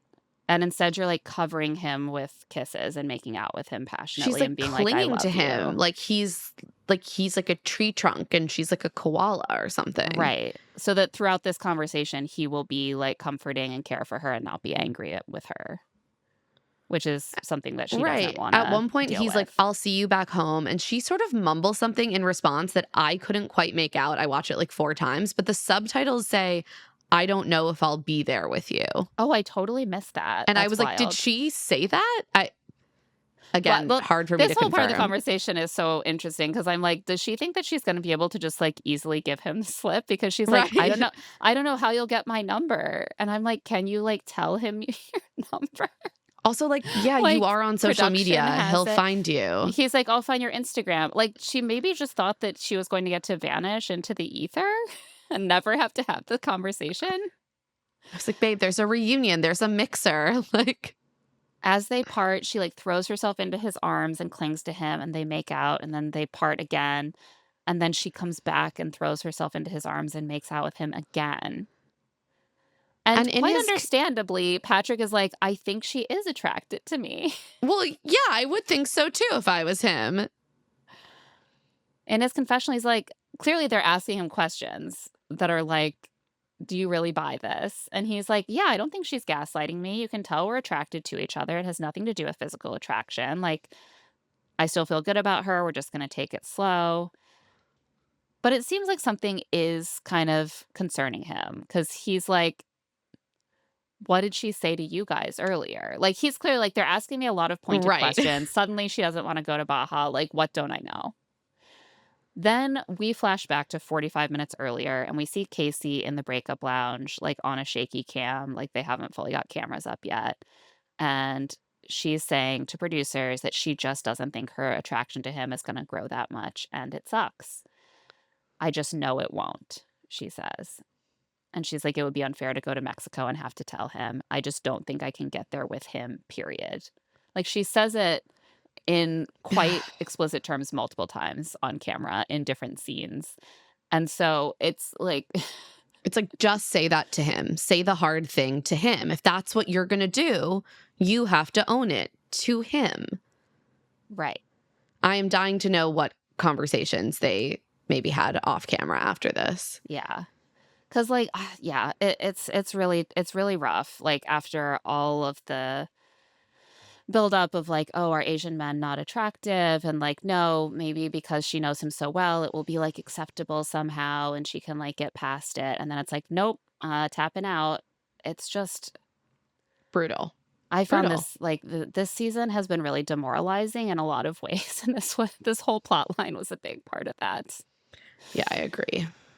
And with that, the remaining 5 couples head off to Todos Santos, Mexico for their honeymoon.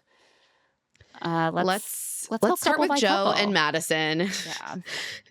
Joe and Madison have a rough go of it during the back Yeah. half of this final episode. We hear Madison talk more about her eye condition. She tells Joe that she has trouble seeing in low light and she has motion sensors in her home.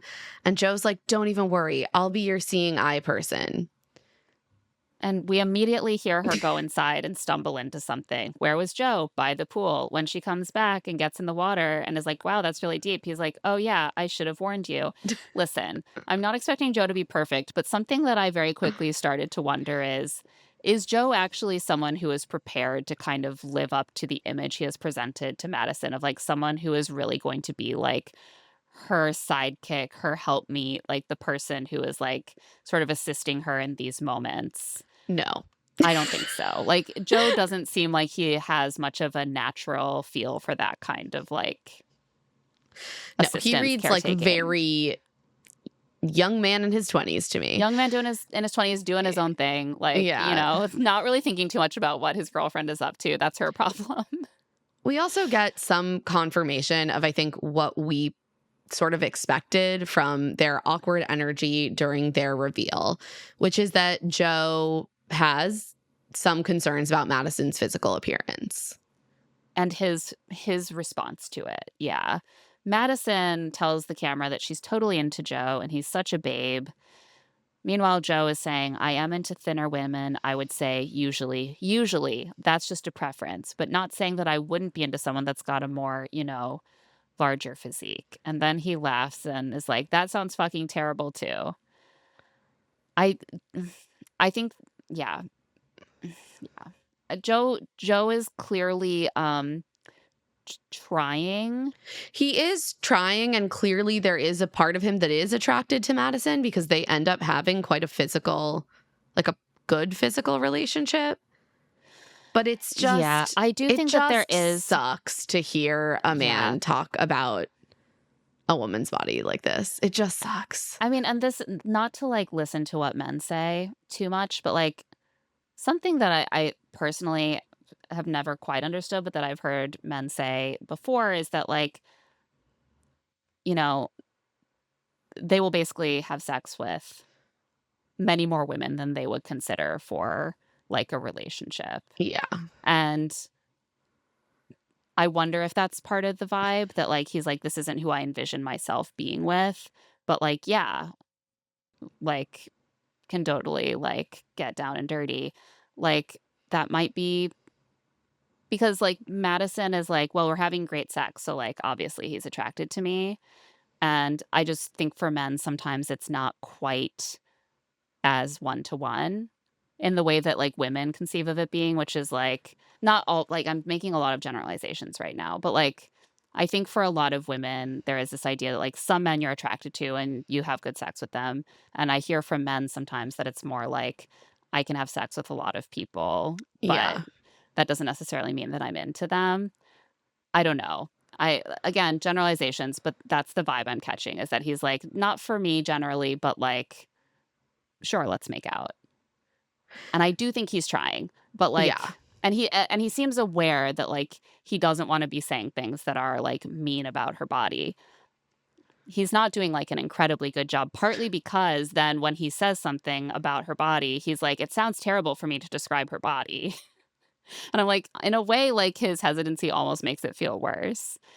That like then if he could just like confidently describe her body as something that could be attractive, without being like so like, oh God, if I say a woman has curves and is like not skinny, suddenly That's like that's automatically and inherently bad. inherently an insult. Yeah. It's a minefield and he is In stumbling it. all over it.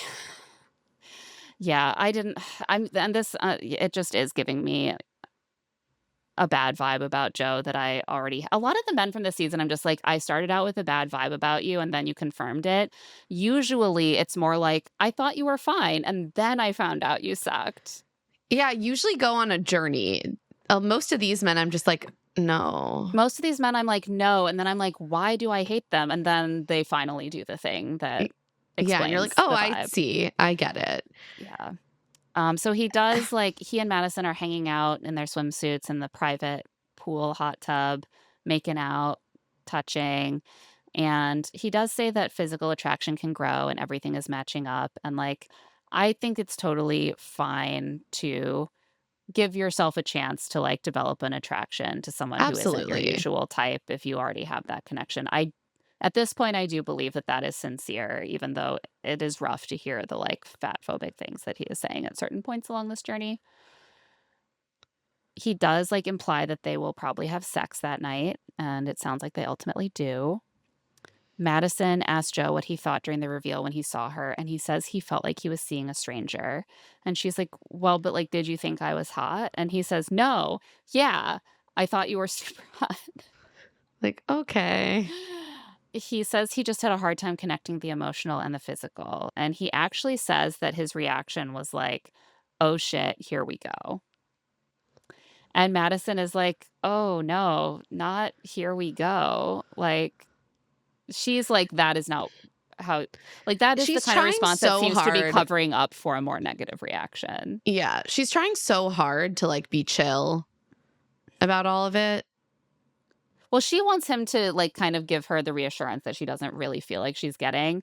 And she's like, so did you think I was hot? She's like expecting, hoping to hear, absolutely. And instead there's this weird, like, no, yeah, for sure. It was like, here we go.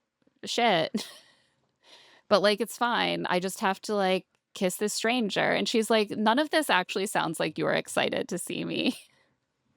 Yeah, and the truth is, like, he's making efforts to bridge the gap. Like, he wasn't initially, the truth is, he Yeah. wasn't initially that excited. Yeah. And, like, that just sucks to hear. It sucks. And he tells her that he wasn't at peace then with the Like, marrying disconnect, the I guess. emotional and the physical, Yeah. I think. But he's like, I'm at peace with it now. And they end the conversation on a good note, agreeing that they, like, are in love and focused on each other. The next day, on a romantic boat date, Madison brings up to Joe that she feels like she's always saying, I love you first, except during sexy time. And I need her to stop saying sexy time. I know. She won't. She will not. It feels so, like, millennial, like cringe millennial. She also says that she's always felt like she's not enough and she just wants to be enough. Last night, she felt like she wasn't. And he says it wasn't his intention to make her feel that way. He thinks she's very beautiful and sexy and attractive. And she's like, I know, because we're having great sex. And Joe says, you have a certain, in my past, that's usually what I go for. This whole conversation, but especially this, seems to be referencing to him and Madison having had a more specific conversation about the fact that she is not his usual type. Yeah, I was like, we clearly missed something, because then Madison says, like, oh, is that all you were saying, that I wasn't your usual type? And he says, I find your body attractive. I find everything about you attractive. Yeah. Like, it seems like the conversation got specific enough that she understood the reference to, like, you are not my usual type that I go for, and that was feeding into this insecurity that she was like, I'm learning that I'm not his type, and he's being, like, cagey and not, like, effusive with me. I feel insecure. And he's like, no, you're so attractive, every part of you. Next, we should talk about Edmond and Calibria. Things start off very cute. He brings her yellow sneakers and matching tees. He's got, like, lots of gifts for her. And she's like, oh, no, I didn't bring anything for you. But we do start to see some differences emerge. He's, like, very, very gentle to the point where he, like, won't kill a bug. Yeah. He's like, I'm going to let that bug live. I can't harm a bug. And she's like, no, but can you just this one? Like, I don't want it in my bathroom. Yeah, she's And like, he's like, I don't no. want this bug here. And he's like, no, I will let the bug live. Calibria feels like that she is a protector and she wants someone in her life who will protect her. And he's like, yes, but I really respect your independence. But Calibria is like, I don't always want to be Miss Independent. I'm tired of being strong all the time. And she, like, sets up a scenario for him. KB is like, okay, so picture this, Edmond. We're at the club. We're holding hands. Another man comes up to me and, like, aggressively hits on me and, like, grabs my arm when I try to say no. What do you do? And Edmond is like, well, I wouldn't cause a scene. I would just, like, have us walk away and, like, alert security. Yeah.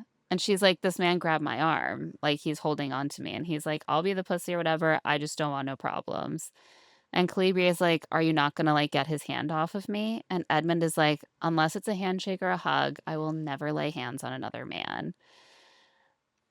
And then he says, I just know that, like, I'm pretty great to where whoever that man is, he's not on my level. And I was like, I think that they are approaching this conversation with completely, like, she is trying to describe this man as a physical threat to me.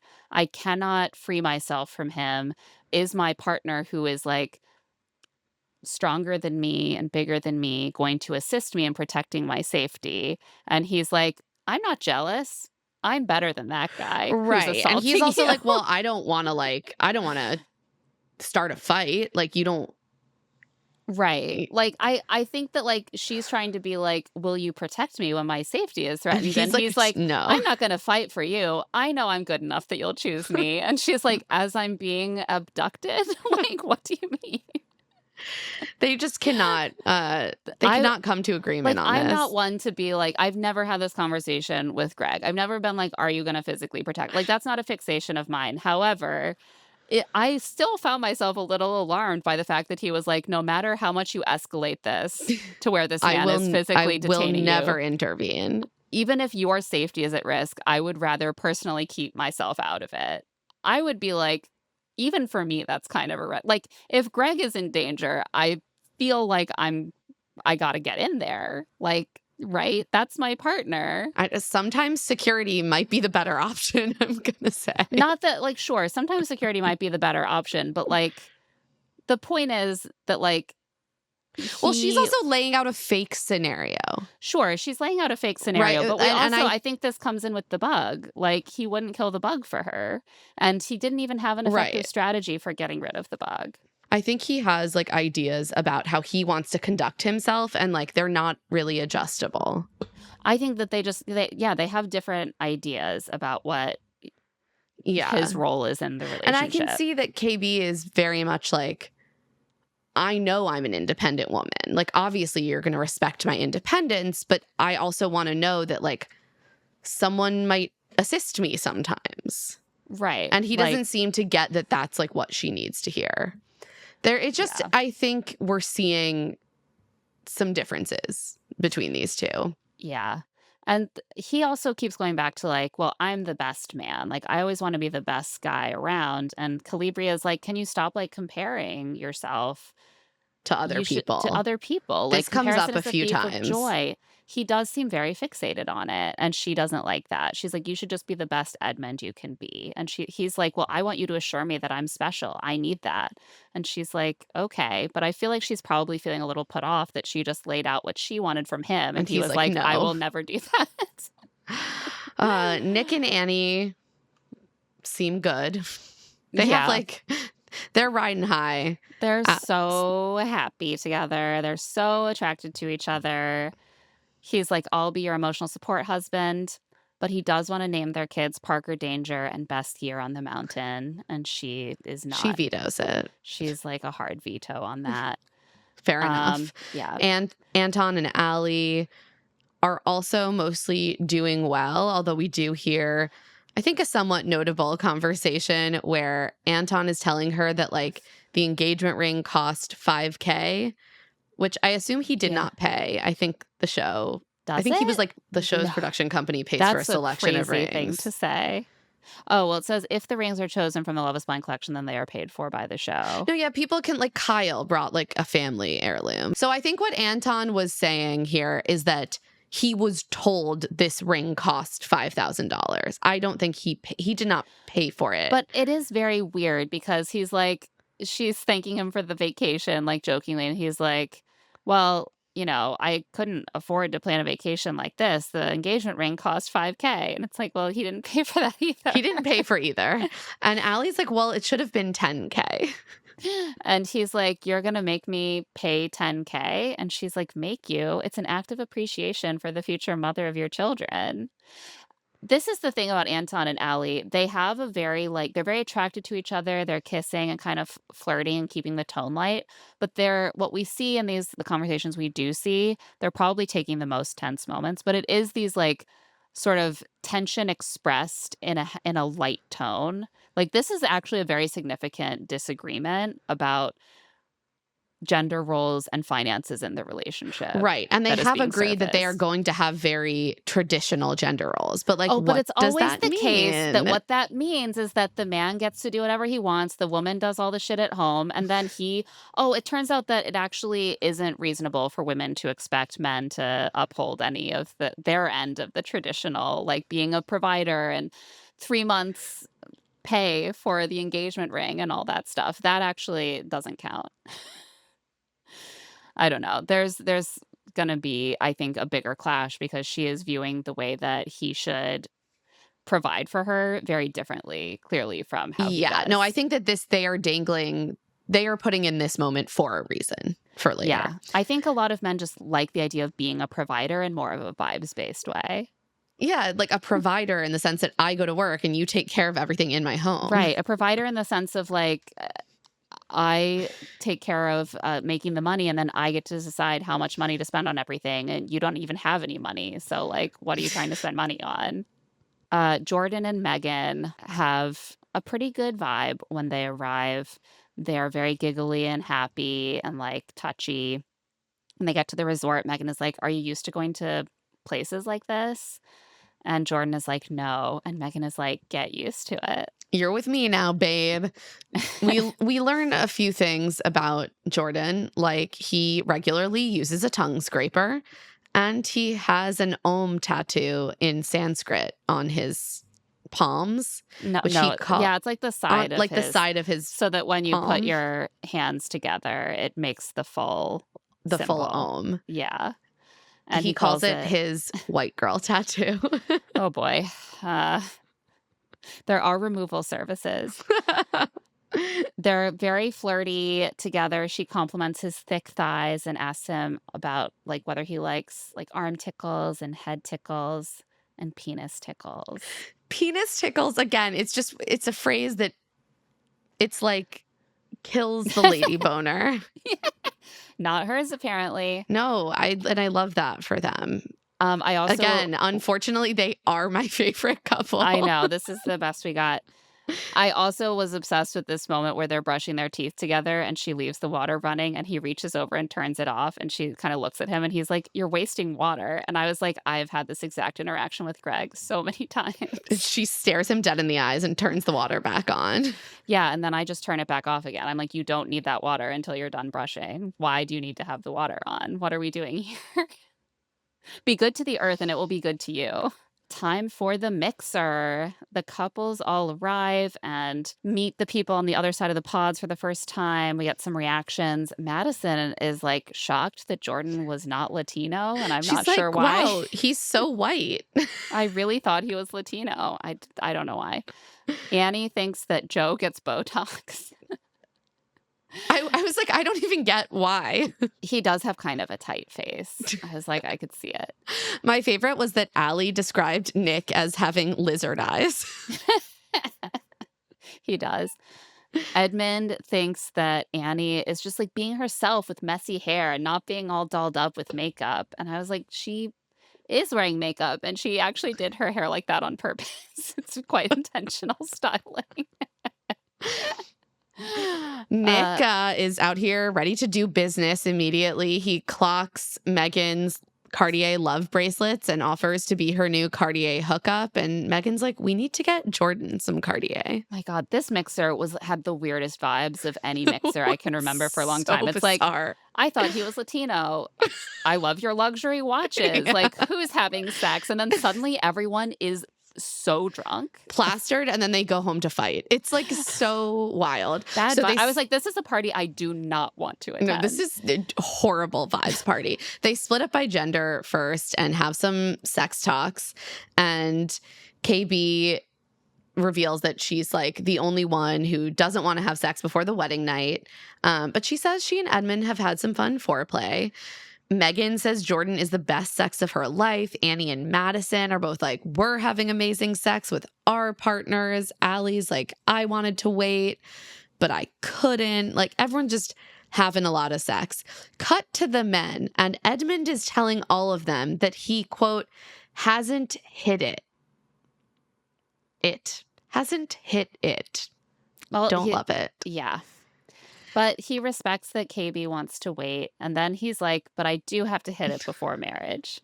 And the other guys are trying to sort of like chill him out. Like, yeah, they're like, well, it really depends on like the connection. Like they're like, you'll have your whole lives to have sex. Like, it's only, can't she have 4 weeks? But he's like, no, it's really going to bother me. And Anton eventually does kind of start to feed into this and is like, yeah, I guess it might bother me if the girl like didn't have a good reason, like being a virgin.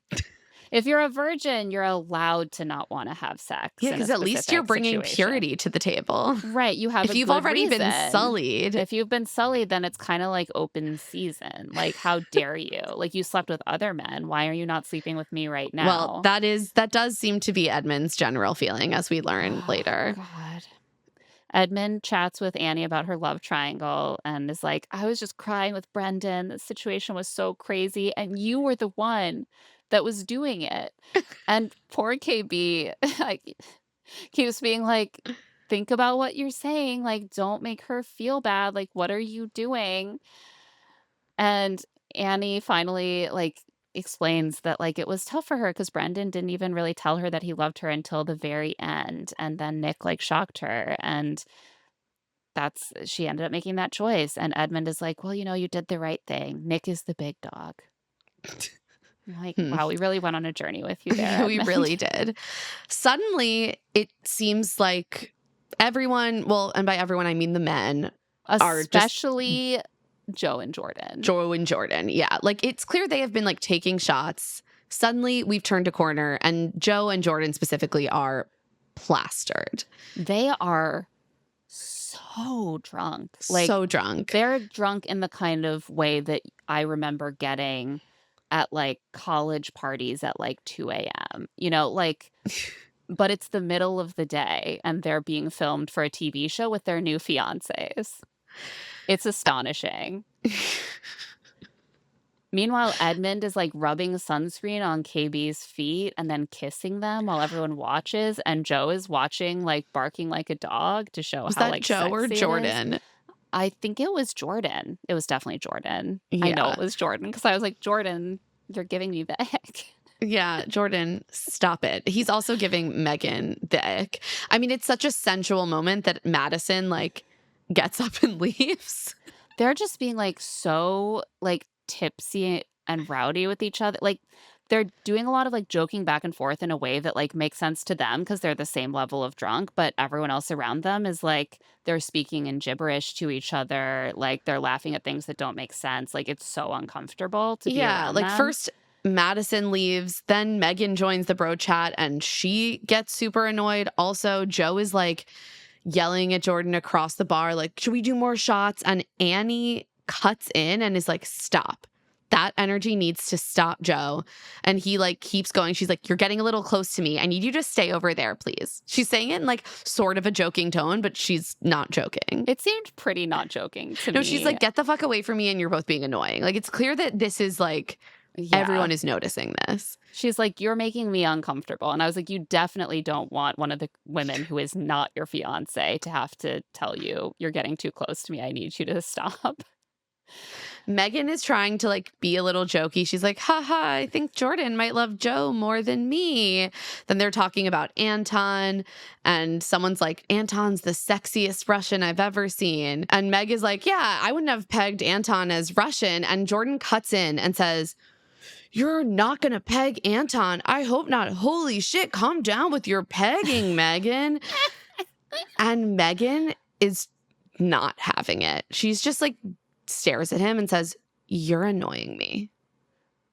Yeah, I'm sorry. She gave him a lot of chances. He is being very annoying. So annoying. She's like, "You're annoying me." And Jordan's like, I'll stop. And she's like, "No. But he's also you're I'm sorry, annoying." he's still drunk, and he's trying to kind of stop, but he is still bringing the same energy, and at this point, she is so annoyed that she can't just come back down to regular drunk goofiness. He's trying to, like, twirl her and be like, "I'll stop, it's fine, you just have to tell me to stop, it's fine, let's do a twirl," and she's like, "I not in the already mood told you to anymore. stop, and you're not stopping." Yeah.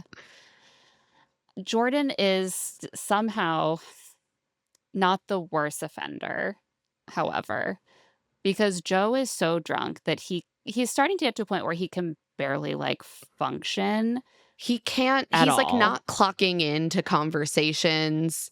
He keeps, like, Right. sort of just Yeah, like, dazing off in the she asks middle. him a question during a conversation they're having with Anton, and he's, like, gazing the other direction, and then he sort of incoherently is like, "What? I don't "I'm here for you, what?" babe." And she's like, "What are you talking about?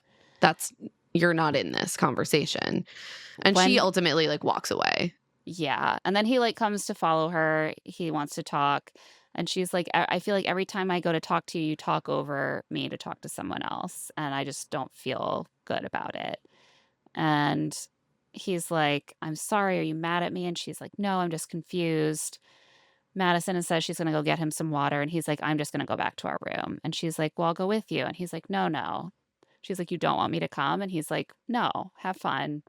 And she's like, "I am having fun. I'm having fun when I'm with you." And I'm like, "Well, actually, what you just said was, I'm having fun except every time I talk to you." I know. At this point, I was sort of like, you probably should just let him go back to the room because he's unwell. Yeah. I think that what's happening with Madison here is that she is really she doesn't wanna be angry at him because he's sort of out of his senses, but she's really angry that he let this happen, that they are at their first, like, mixer as a couple, and that instead of being attentive to her and, like, have being like a grown-up who is, like, having, like, normal conversations with people, he has gotten so drunk that he needs to leave in the middle of the afternoon and go take a nap. And she's like Yeah. venting that in a way by being like almost aggressively caretaking. She's like, "What, you don't want me to come? Why don't you want me to come? I'm trying to take care of you. I'm having fun with you." And I'm like, "No, you're really mad." And I think understandably that he's being so immature at this event. Yeah, it's just a rough situation because she clearly can't have that real conversation with him in this moment He's because he wasted. is plastered, and what he needs to Yeah. do and has finally correctly identified is that he like needs to exit the situation. Yeah. He should have exited I mean, yeah, he a shouldn't have while been ago. taking like 12 shots in the middle of the day to the point where he's completely incoherent. And also, she's already bringing into this day a feeling of like a bit of insecurity underlying their relationship. Right, and he is not, like, stepping up to kind of Right. be her partner, her date to this event at all. I yeah, it was hard to because I also was like, I almost feel like I need more context on what's going on with Joe. Like, this is, like seems like a really unhealthy way to handle this event.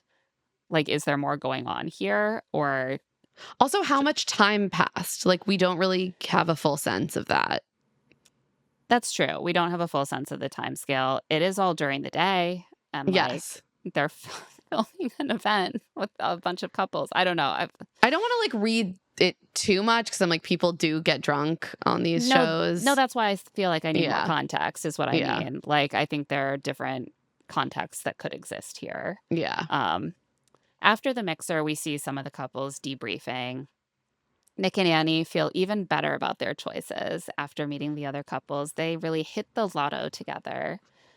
Edmond and Calibria are also feeling good. They rank the couples and think Nick and Annie and Joe and Madison are the most likely to make it to the altar outside of them. So I guess they didn't notice the whole vibe with Joe and Madison. Yeah. I was like, wow, we read this situation differently. They Yeah. also say that they think Allie likes Anton less than he likes her. Or And Edmund does. or 'Cause sorry, Edmund does. And KB's like, well, it might just be because Allie's on her period. I was not expecting that. Yeah, And I he's was like, like, "Oh, what a yeah, that's turn." it." You know what, women, they just kind of are what their hormones are doing. I mean, it's possible, but I mean, it's also possible that, like, I was expecting more like, I think that's just how Allie I know. is. And then she was I like, know no, she's no, really into that's her him. period. Her cycle started today. Like, oh. But I guess KB has really rough periods, so that is maybe kind of shaping. I She's did l really understand when she was like, sometimes I just am feeling crampy and I don't want anyone to touch me and I just want to be alone with the television. I was like, yes, relatable queen. I get it. Yeah. And he's like, "But I want to hold you." And she's like, "Well, You can't maybe in I these don't need that." moments. He says that he thinks everyone else thinks they're the strongest couple, and I love his confidence. And KB has, I think, again, she's like, "I'm not comparing." She's like, "I don't think about what they think. I don't care whether they think we're the strongest. I think we're the strongest." But he doesn't really seem able to let it go because he keeps asking her. Right. He really wants to be perceived as being the strongest couple. And this is like almost one of their, like maybe their most fundamental difference in a sense is that every conversation goes back to him being like, "But am I better than everyone else?" And she's like, "It doesn't matter if you are good enough in yourself. Like, if you are being your best self." He can't see it that way. Meanwhile, things with Joe and Madison explode. She comes back to the room and rouses him from what was clearly a deep sleep, and he is disoriented, incoherent, and confused. He's like, "Oh, look at you. You're all ready to go out." And she's like, "What? I just got back from the pool party. I was wearing this outfit earlier. Are you okay? Like, did you drink too much?" Obviously, I was like, yeah, yes. the answer is yes. The answer is clearly yes. And he's like, He "No, I says just needed no. a nap in the middle of the day and I'm really sleepy." She brings him water. She's like, "You're worrying me. You're being incoherent." And he's like, "What do you mean incoherent? What have you been doing?" She's like, "Again, I was at the pool I was party." at the pool party. And she's like, "You were really fucked up. You left the party early." And he's like, "I wasn't fucked up. I just needed a nap." And she starts tearing up and she's like, "Joe, you just asked me the same question 4 times." And he gets frustrated and is like, "Why are you crying?" She's like, "You're freaking me out. You're really freaking me out." And then there's a long pause and he's like, "You're freaked out?" And she's like, "Oh my God." He's like, "That's weird." Um, and then after this, she retreats to the bathroom and starts crying. And Joe gets up and follows her to the bathroom and starts being like, weirdly, just like almost talking to himself, being like, "It's funny. It's just funny." And she's like, "Are you talking to me?" And I guess he is in a Yeah, sense. at this point, he does begin to sound more alert, and she, like, explains the interaction they just had and why it was alarming, and he's like, "I was waking up." Yeah. Yeah. I And mean, I she's think he is finally like, also still drunk. well, yeah, I think he is both still drunk and just waking up. Yeah. And she finally yells, like, "You left the pool party because you were so fucked up." And Joe, every time she says fucked up, Joe is like, "Stop saying that. Quit saying that." Yeah. I think he is definitely very anxious about probably specifically being called out for this on TV, Yeah. but also maybe generally just defensive about being called out for that. Like he really wants. It reminded me a little bit of like the Danny storyline on the Valley this season. That's like, what? I was just taking a nap in the middle of the day, and it was unrelated to the 15 shots I had in the previous 2 hours. It's like reputationally like uncomfortable or damaging to Yeah. have people think that but it's like so obvious to anyone No, who it's like watches this very exactly what clear. happened. Even more so than with Danny. I'm like, I'm watching this and I can tell that you were not This man tired, you were this wasted. man was not doing voiceover work and then taking care of 3 children. He was Yeah, just he pounding was shots. just doing shots. He accuses her of coming in hot, and I can definitely see how it would feel that way because by the time he was fully conscious, she was already pretty upset. Yeah. And she walks out and is like, "Fuck me for trying." At this point, I was like, this interaction is a mess. No, nothing can be resolved. You both should not be speaking to each other right now. Yeah. I do think that if I were Madison, I would be like, this bodes really poorly that he handled this event I agree. this way. To And be I'm really clear, like, she if probably I were was like, Madison, I yeah, would also get worked up and probably would be crying. But it's like clear that it's not going to yeah. result in any like real movement or resolution at this point. I think she was definitely hoping, like, "Oh, I gave him a couple hours to sleep it off. I'm back. He's gonna like wake up Be and like, be like, "Oh, I'm oh, so hey, sorry." sweetie, I'm so Yeah. sorry. Like, I Yeah. shouldn't have had so many shots." Well, and instead, he is like still so incoherent that she's clearly like, "Oh my God, how fucked up did he get? Like, Right. this is really bad." And then he won't even admit it. And so she's freaking out, but he's still too out of it to engage. Meanwhile, things with Edmund and Calibria also take a bad turn when she brings Right up, after he's like, "We are the strongest couple." And and everyone knows it. she's like, does it bother you that we're the only couple who hasn't had sex? And he's like, "No, but like, really? We're the only ones? Like, I'm the Yeah, only I think dude who he hasn't had thought sex?" that But maybe Anton and Allie hadn't had sex. yeah. And the women did a full roll call, Yeah. so she knows. And she's like, "It's not a big deal. Like, I've made people wait years before. I'm just asking for 4 weeks." And he's like, "Oh, but there are people that you haven't made wait." And she's like, "Well, those are people I didn't care about. I didn't want anything with them." And this seems to bother him even more. And he starts being like, "I'm giving you my all, KB. You let dudes that don't even care about you, you let them have sex with you? Really, though? Like, oh my fucking goodness. Like, what the What the fuck?" He's fuck? very emotional and he starts talking about how he's like here rubbing her feet, giving his all. And then he like wildly laughs. Like, the emotions are just like coming out very intensely and unevenly Yeah, about the it's fact that she has had sex with had other men, sex. but not him. Yeah, it was I also thought this was interesting because this is something you will often hear people articulate about how men treat sex, which is, well, if they have sex with you right away, they don't respect you, they don't want a relationship with you. If they wait, that is, they see you as like wife potential. or you can even make them see you as wife potential by waiting. But if a Right, woman it's says usually incumbent this, on the woman to, like, enforce the waiting.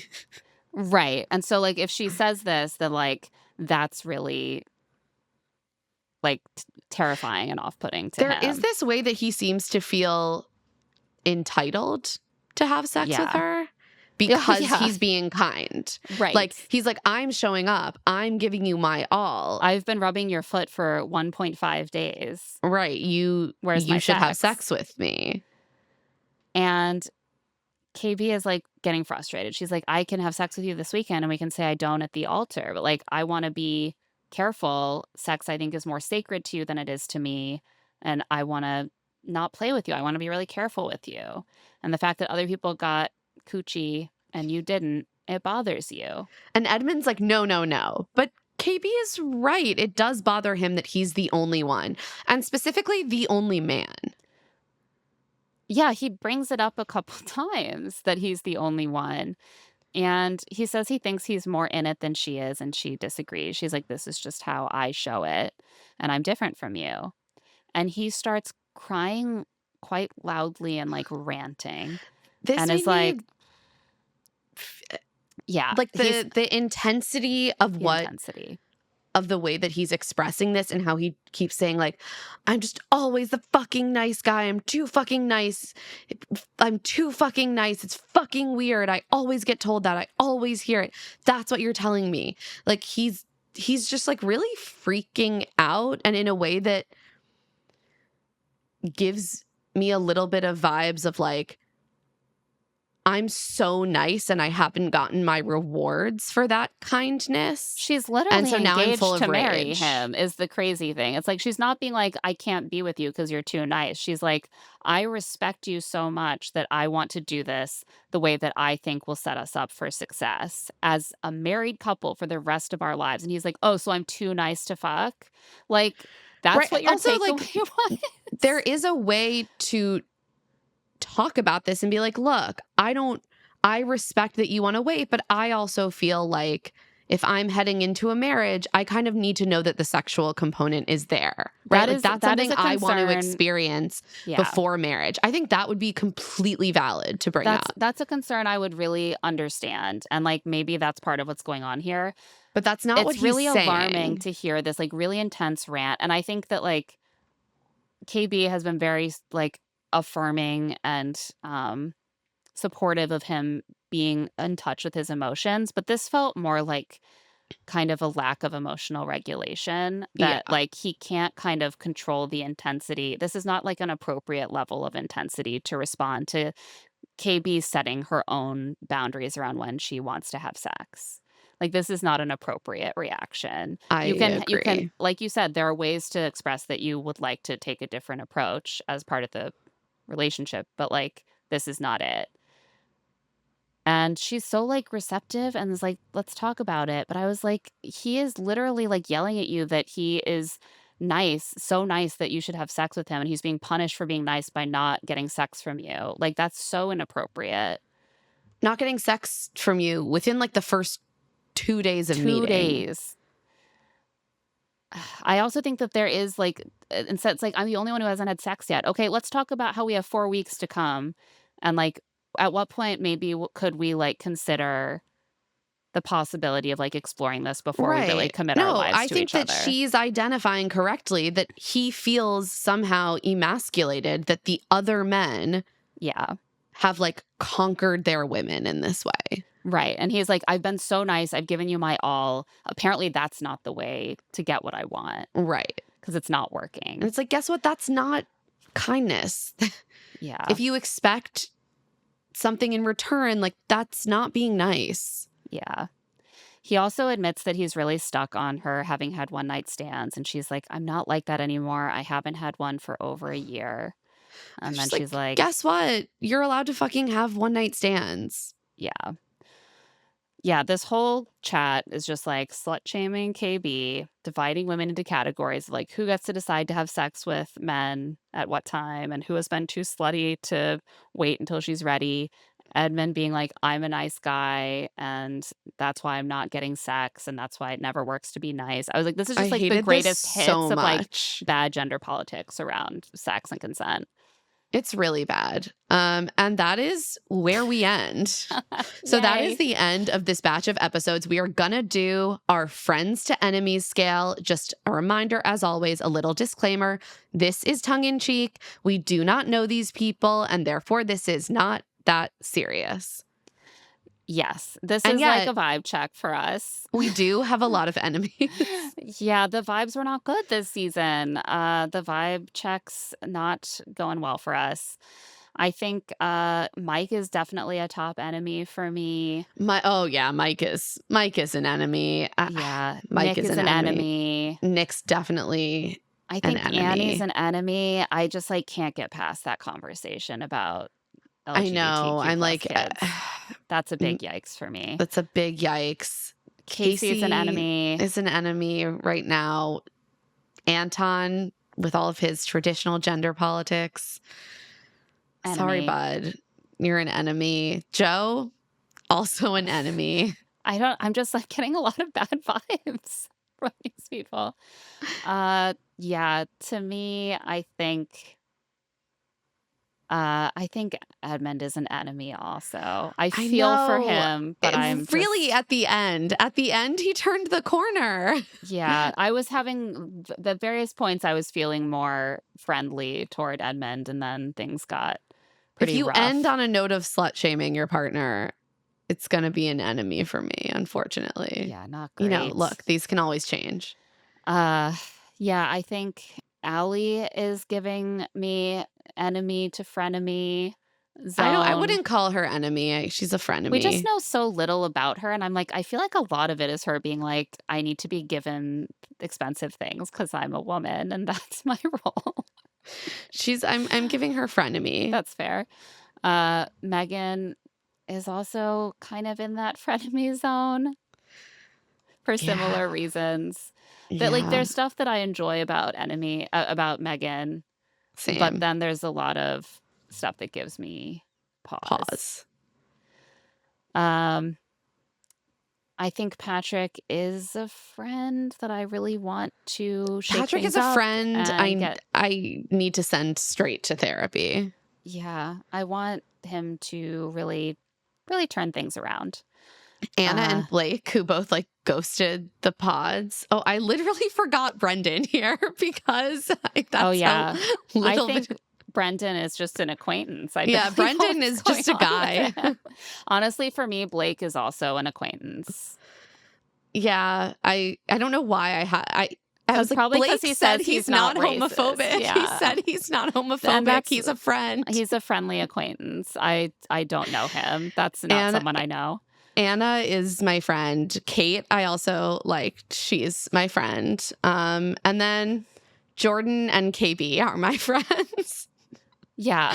Not a lot. They're our only friends from the featured cast. Yeah, this is why we had to talk for like 4 hours plus about this first batch of episodes. There were too many bad vibes to unpack.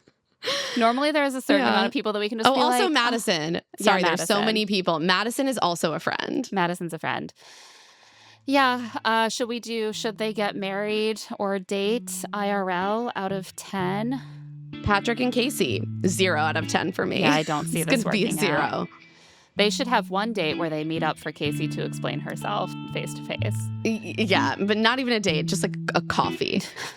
Joe and Madison, I do not have high hopes for these two. No, this is like a 2 out of 10 for me. Yeah, I think a 2. Edmond and Calibria. 2. 3. 2 to 3. It's not good. Nick and Annie. I could see them having a really happy life as a couple that I avoid at PTA events. I agree. Look, I also didn't like Amber and Barnett, for example, but they were correct to get married. They were a good match. I think Nick and Annie are just going to like affirm each other and raise their kids to, not be LGBTQ plus or to feel that they aren't accepted if they are LGBTQ plus. and they're going to love the Lord together. And I think that will work for them over there. So I'm going to give them an 8. Yeah, I was between a 7 and an 8. Anton and Allie, I feel like I really don't know enough about them. Like right now, the vibes are good, but we get that one conversation that does seem to like portend. There's just so future little of them issues. that I feel like I already have a bad vibe. That's like they're into each other physically, and they have these certain similarities, but like I think ultimately they have pretty big differences that are starting to crop up that they haven't addressed. I'm gonna give them like a 5. That seems fair. Jordan and Megan. This is an interesting one because in theory they're like the most different worlds couple, but they are the most likable as a couple. Right, like they actually seem to like each other. They haven't had a big blow up about something stupid yet. But they do have such different values, I think, in many ways that I'm like, I still feel very like maybe a 4 for them, to be honest. I'm going to give them also a 5. Yeah. Because I feel like it could really go either way.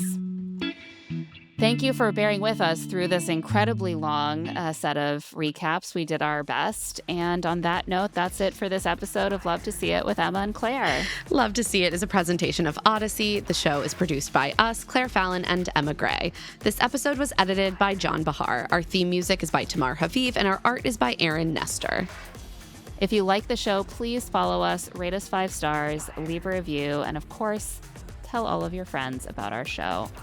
If you want to get in touch, you can always email us at claireandemmapod@gmail.com. You can also find us on TikTok at Love to See It Pod and Instagram at Claire and Emma Pod. And you can find our newsletter Rich Text on Substack at claireandemma.substack.com. I'm also on Blue Sky at Emma Gray and on Instagram at Emma Lady Rose. And I'm at Claire E. Fallon. Special thanks to the team at Odyssey, Eric Donnelly, Kate Rose, Moira Curran, Melissa Wester, and Hillary Shook. We'll be back soon. Can you keep